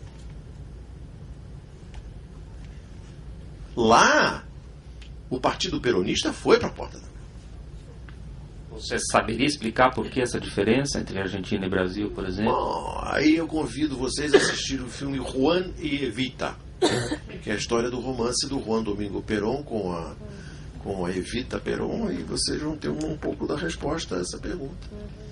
Vocês vão ver como é que o Perón voltou ao poder com a Praça de Mayo completamente tomada. Aqui é uma democracia sem povo, dizia o professor Raimundo Fauro.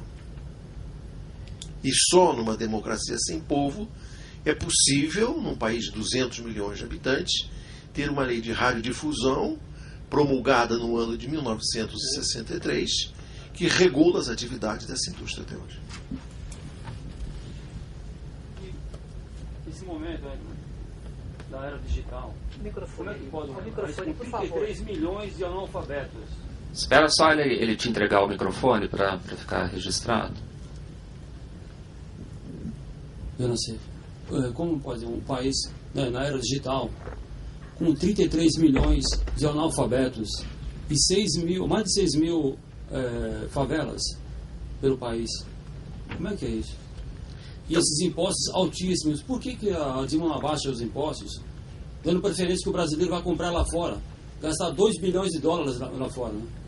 Como é que é isso? Não, aí você tem dois problemas aí. Um problema aí da competitividade dos produtos brasileiros está ligado à questão do câmbio. E como nosso tema é mídia, o câmbio está ligado diretamente ao terrorismo feito pela mídia esse tempo todo. Porque a mídia, o dólar alto é custo para a mídia. Porque o papel, as compras de enlatados, tudo são pagos em dólar. Então, quando o dólar desvaloriza, você tem um custo adicional para os jornais e televisões. Por isso que nesses anos todos aí, você começa a derrubar, a desvalorizar o dólar, fazem um terrorismo em cima de inflação, dizem que a economia cria esse terrorismo e tem um governo que não tem uma linha clara aí de política econômica, que pisca. O governo conseguiu uma vitória fantástica no primeiro ano aí de reduzir juros, melhorar o câmbio, tudo. Daí, o primeiro soluço que dá de inflação está muito ligado aí às cotações internacionais de alimentos, começa o terrorismo, o jornal nas...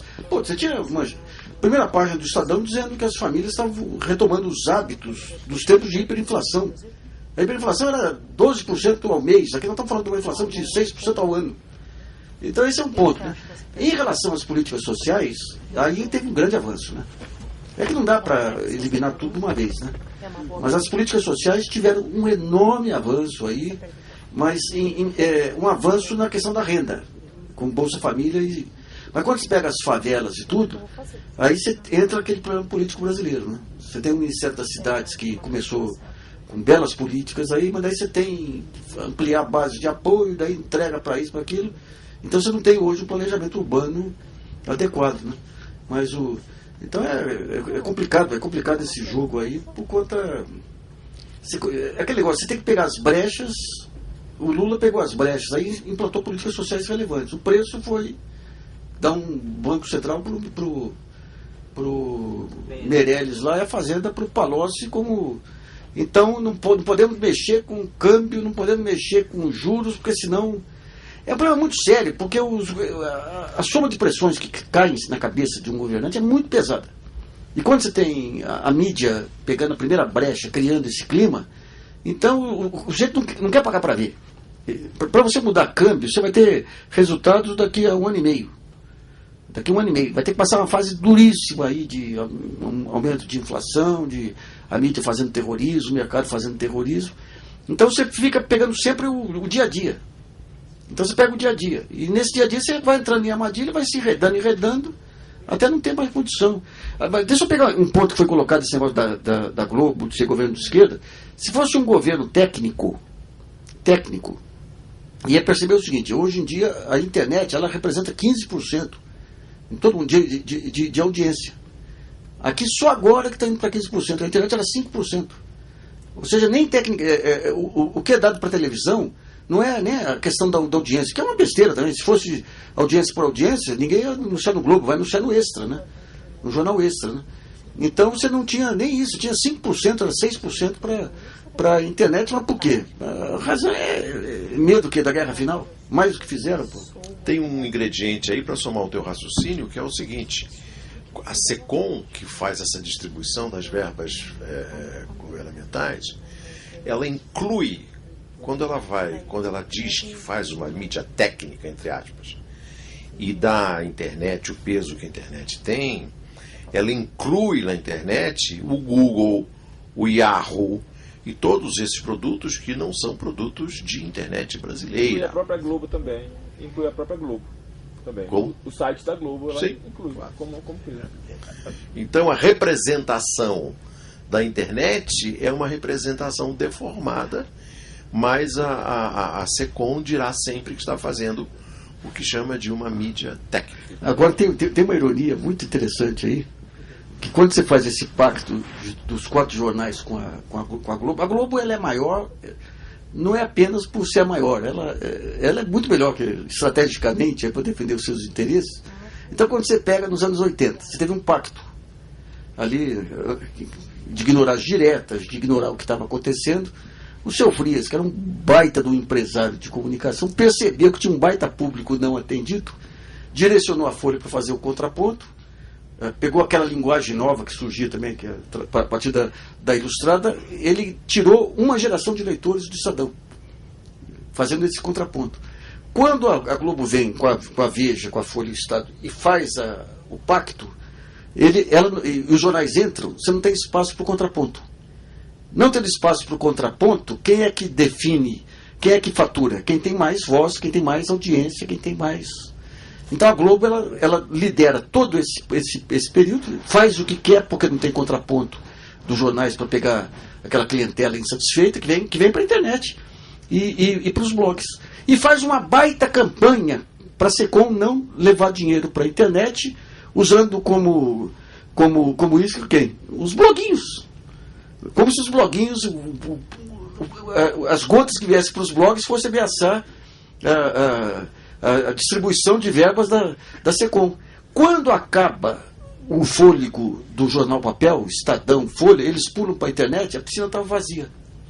Então a internet não consegue bancar os custos deles. Né?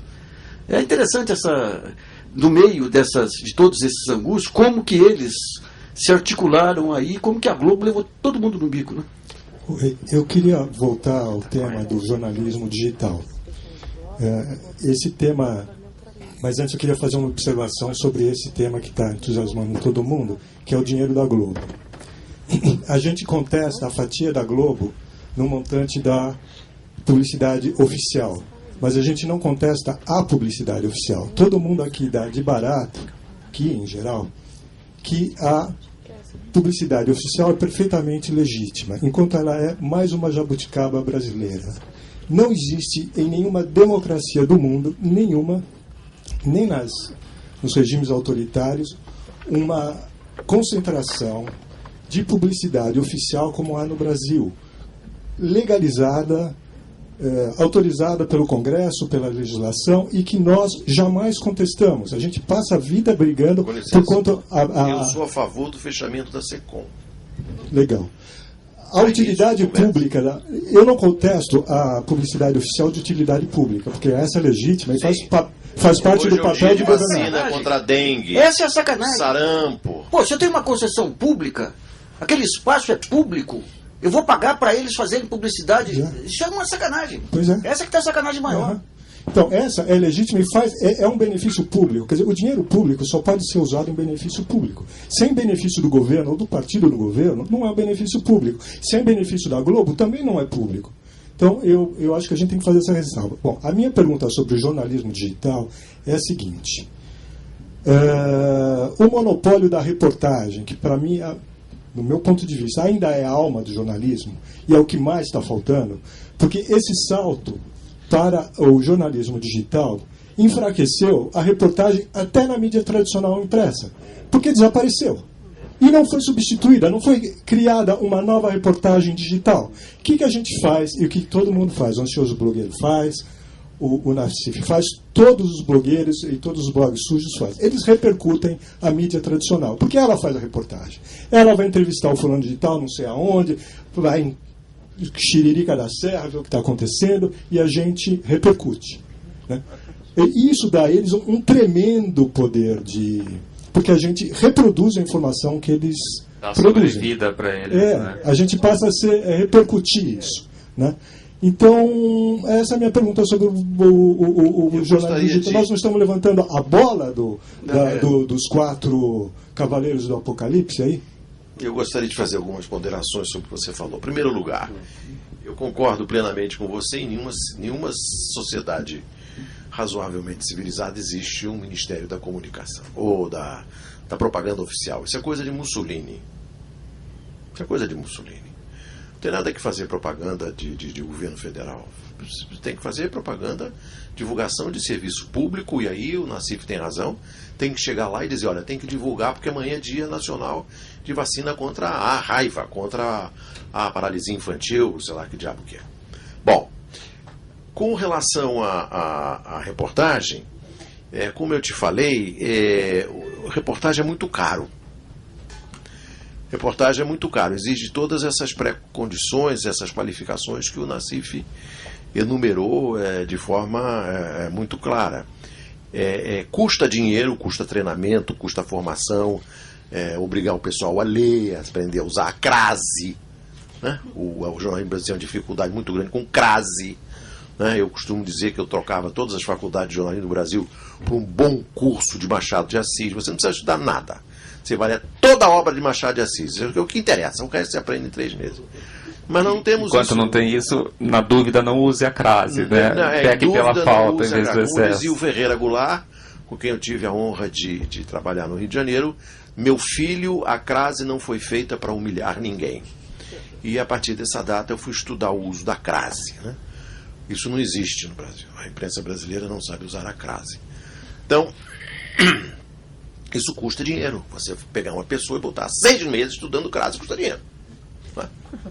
Além disso, você pegar uma pessoa 6 meses estudando, esmiuçando as decisões do mensalão, custa dinheiro.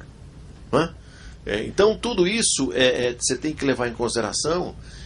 Quando você reclama que não tem informação nos blogs, eu sou o primeiro a reclamar disso. Eu acabei de dizer isso. Acontece que tem um fato que você não pode menosprezar, que é o seguinte. Há hoje um volume muito grande de informações que chega aos blogs através dos seus leitores. Há um grande número de informações que chega aos blogs através dos comentários dos leitores. Há um grande número de informações que está disponível em áreas de acesso que você pode, com menos trabalho e menos investimento em dinheiro, organizar, coligir e publicar como informação original. E uma informação original é você pegar cebola, tomate e alho e fazer uma boa combinação para fazer um espaguete. Né? Isso também é uma informação original. Você misturar fatos dispersos e transformar numa linha de raciocínio. É como eu trabalhei na Veja no tempo em que havia lá um editor de política que um dia sugeriu-me no Carta 2 matérias. Uma, isso é uma lenda, evidentemente. Uma noticiando o lançamento de um foguete na base lá do Maranhão, na base de Alcântara. E uma outra matéria próxima, se possível, noticiando a queda de um foguete em Recife.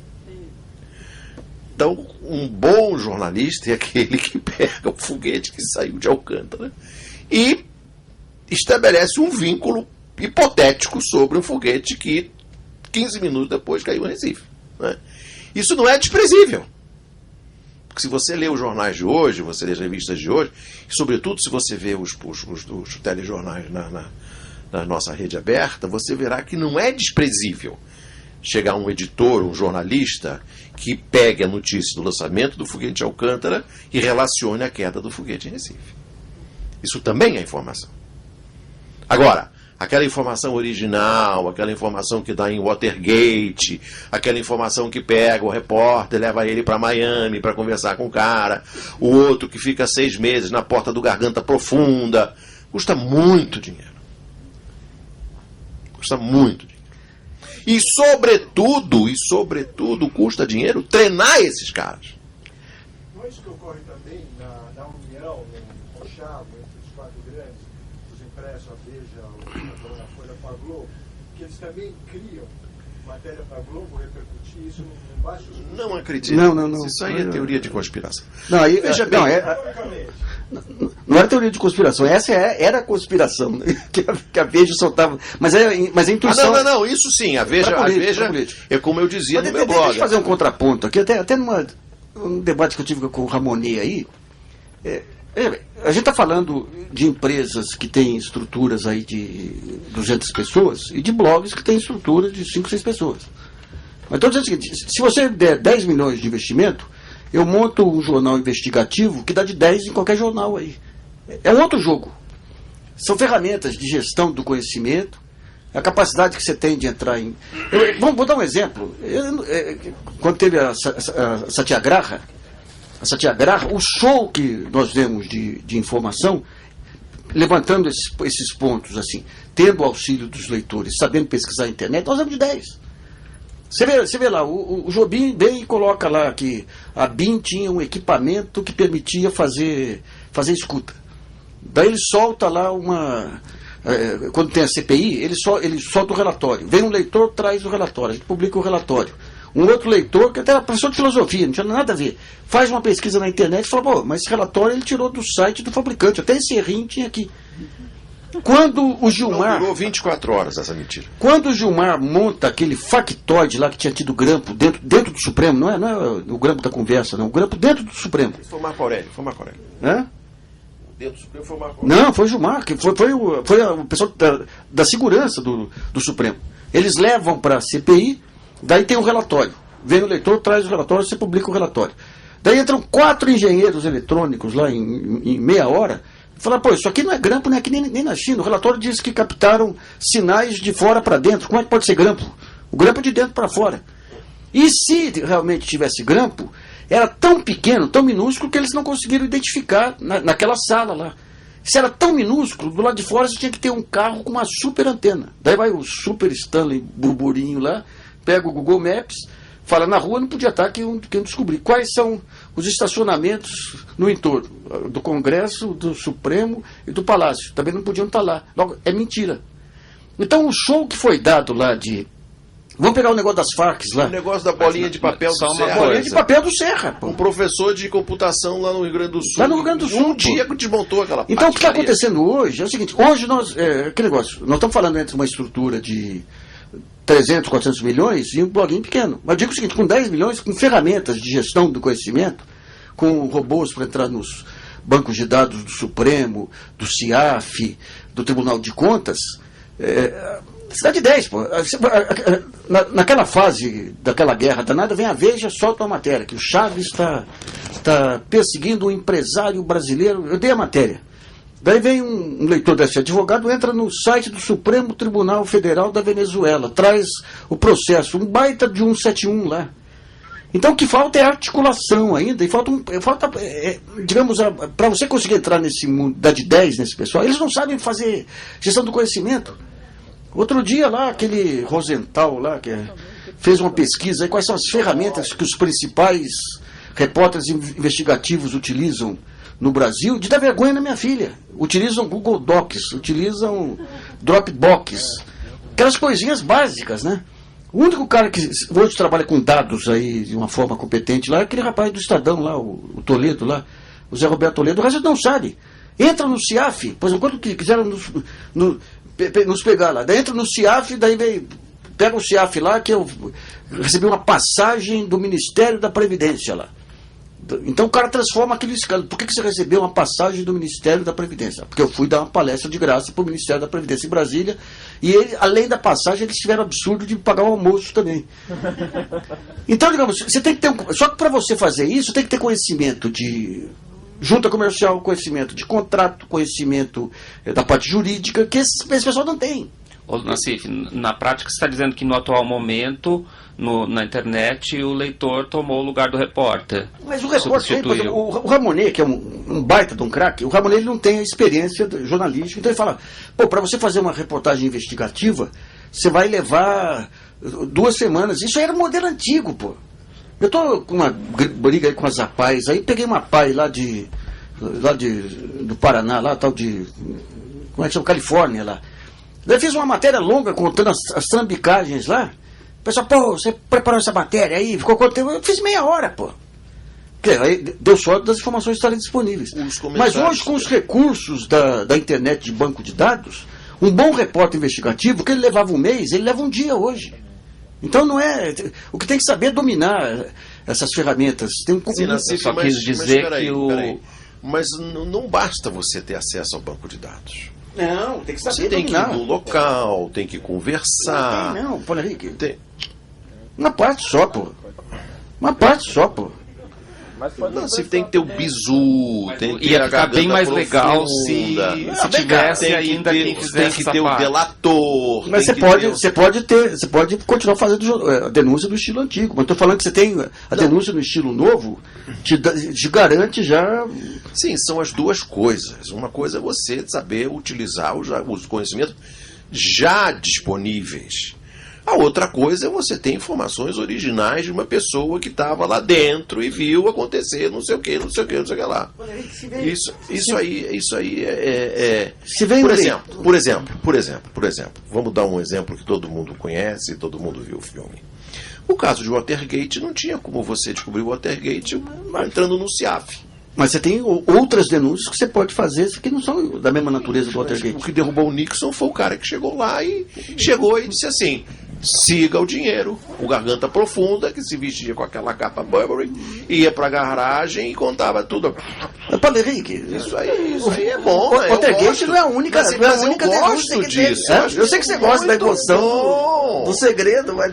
Só para responder ao Pedro, eu quero dizer o seguinte, que cabem as duas possibilidades. Isso. Existe a opção de você ser um grande garimpador de informações que estão disponíveis, como existe aquele velho repórter do cinema de Hollywood dos anos 50, que vai ser procurado pela fonte por e-mail. Antes não tinha nem telefone. Mas esse é empregado da Globo ou da Folha e só vai poder fazer a reportagem que a Globo ou a Folha permitirem. Não, a gente vai levantar esses 10 milhões de dólares aí e vai fazer. Olha, Ribeiro. Peraí, só o Pedro. O Pedro, eu gostaria de fazer uma observação. O leitor não traz todas as notícias para nós. Boa parte das informações originais vem do leitor. Só uma coisa. Eu posso perguntar? Antes de você falar, a ministra da Informação está mandando encerrar, que o tempo acabou. Então a última pergunta vai ser dele, infelizmente. São duas coisas pequenas. É só uma questão em relação ao Paulo Henrique. Admiro o blog de todos dois, mas na relação sobre... Nós sabemos os custos da não atuação da quebra de monopólio desse sistema, mas não sabemos os custos da aplicação disso. Tipo, bloqueio... que acontece na Venezuela, como bloqueio econômico ou crise jurídica. E só uma relação, eu vejo uma relação entre os dois. Vejo você como mais do enfrentamento por via legislativa dessa superação desse modelo, né? Criação de enfrentamento por via legislativa? Eu não tentei ainda atacar o Congresso Nacional. Eu já fiz várias coisas na minha vida, mas isso ainda não. Eu me expliquei mal.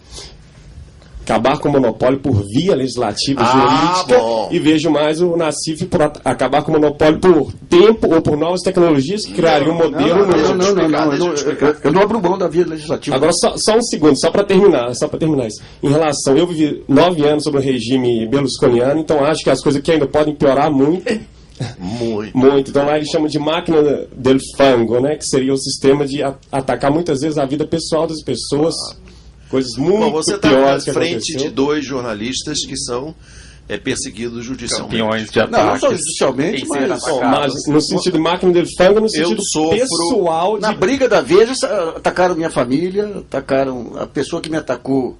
Tinha medo que a gente revelasse baixarias dele lá, coisa que eu jamais faria. Então, como coisa reativa, ele resolveu me atacar com algo que ele achava que podia ser atacado. Me acusou de estar frequentando sauna gay. Que é uma piada para adulto, mas quando você tem filha pequena que vai para a escola, você não sabe o que vem na volta, né? Tudo isso não era da blogosfera, não era o Orkut, era no portal da Veja.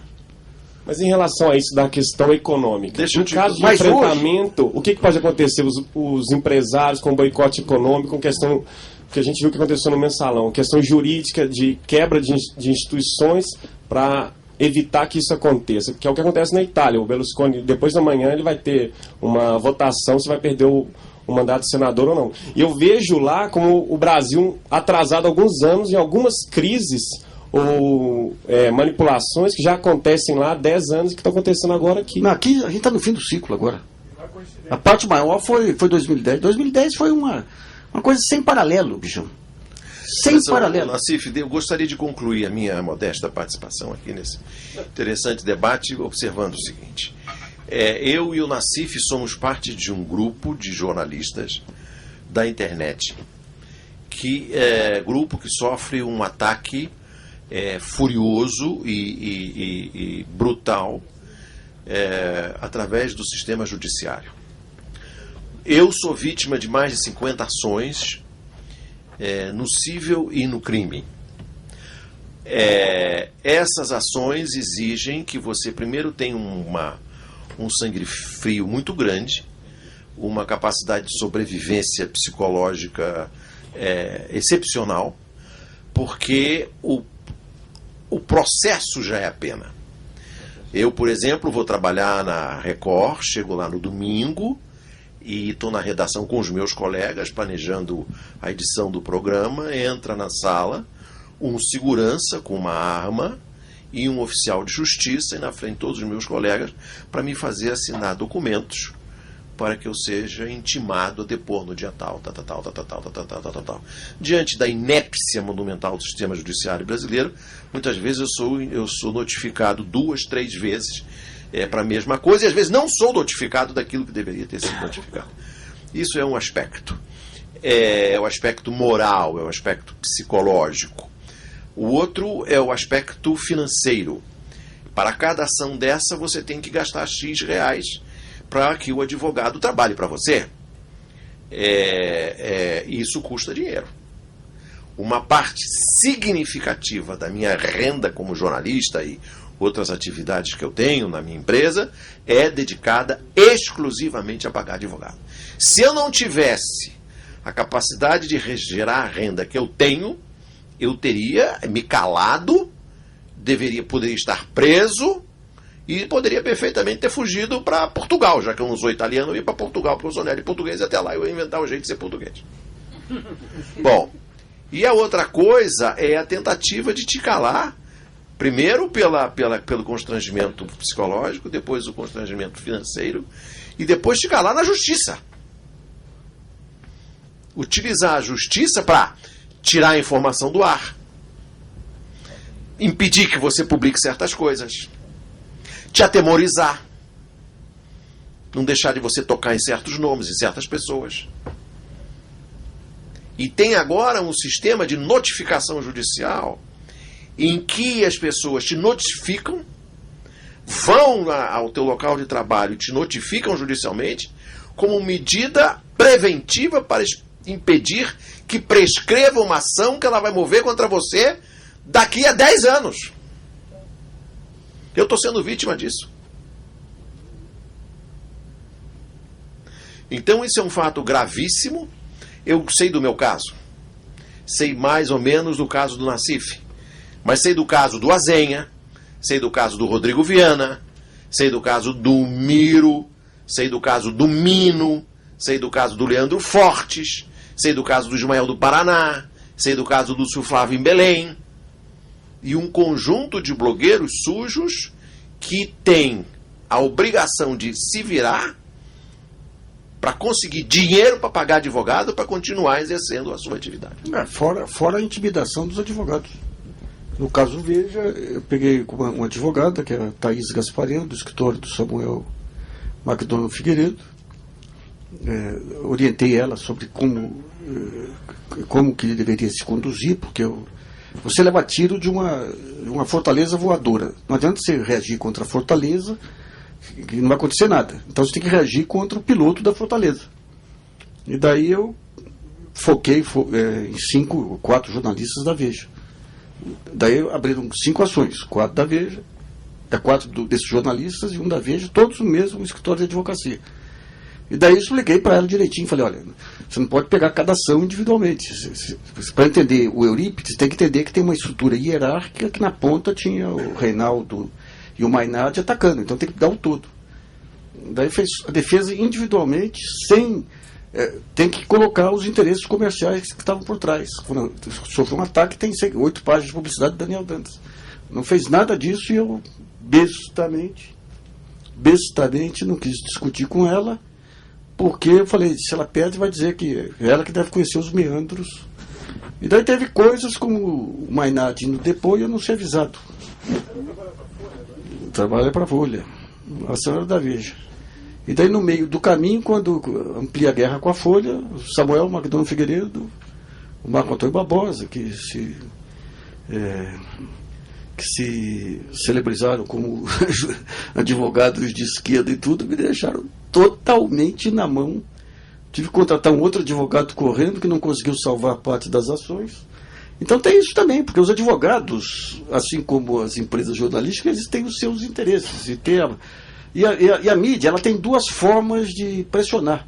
Uma é intimidando e a outra é bajulando, que nem esse inacreditável Aires Brito, né?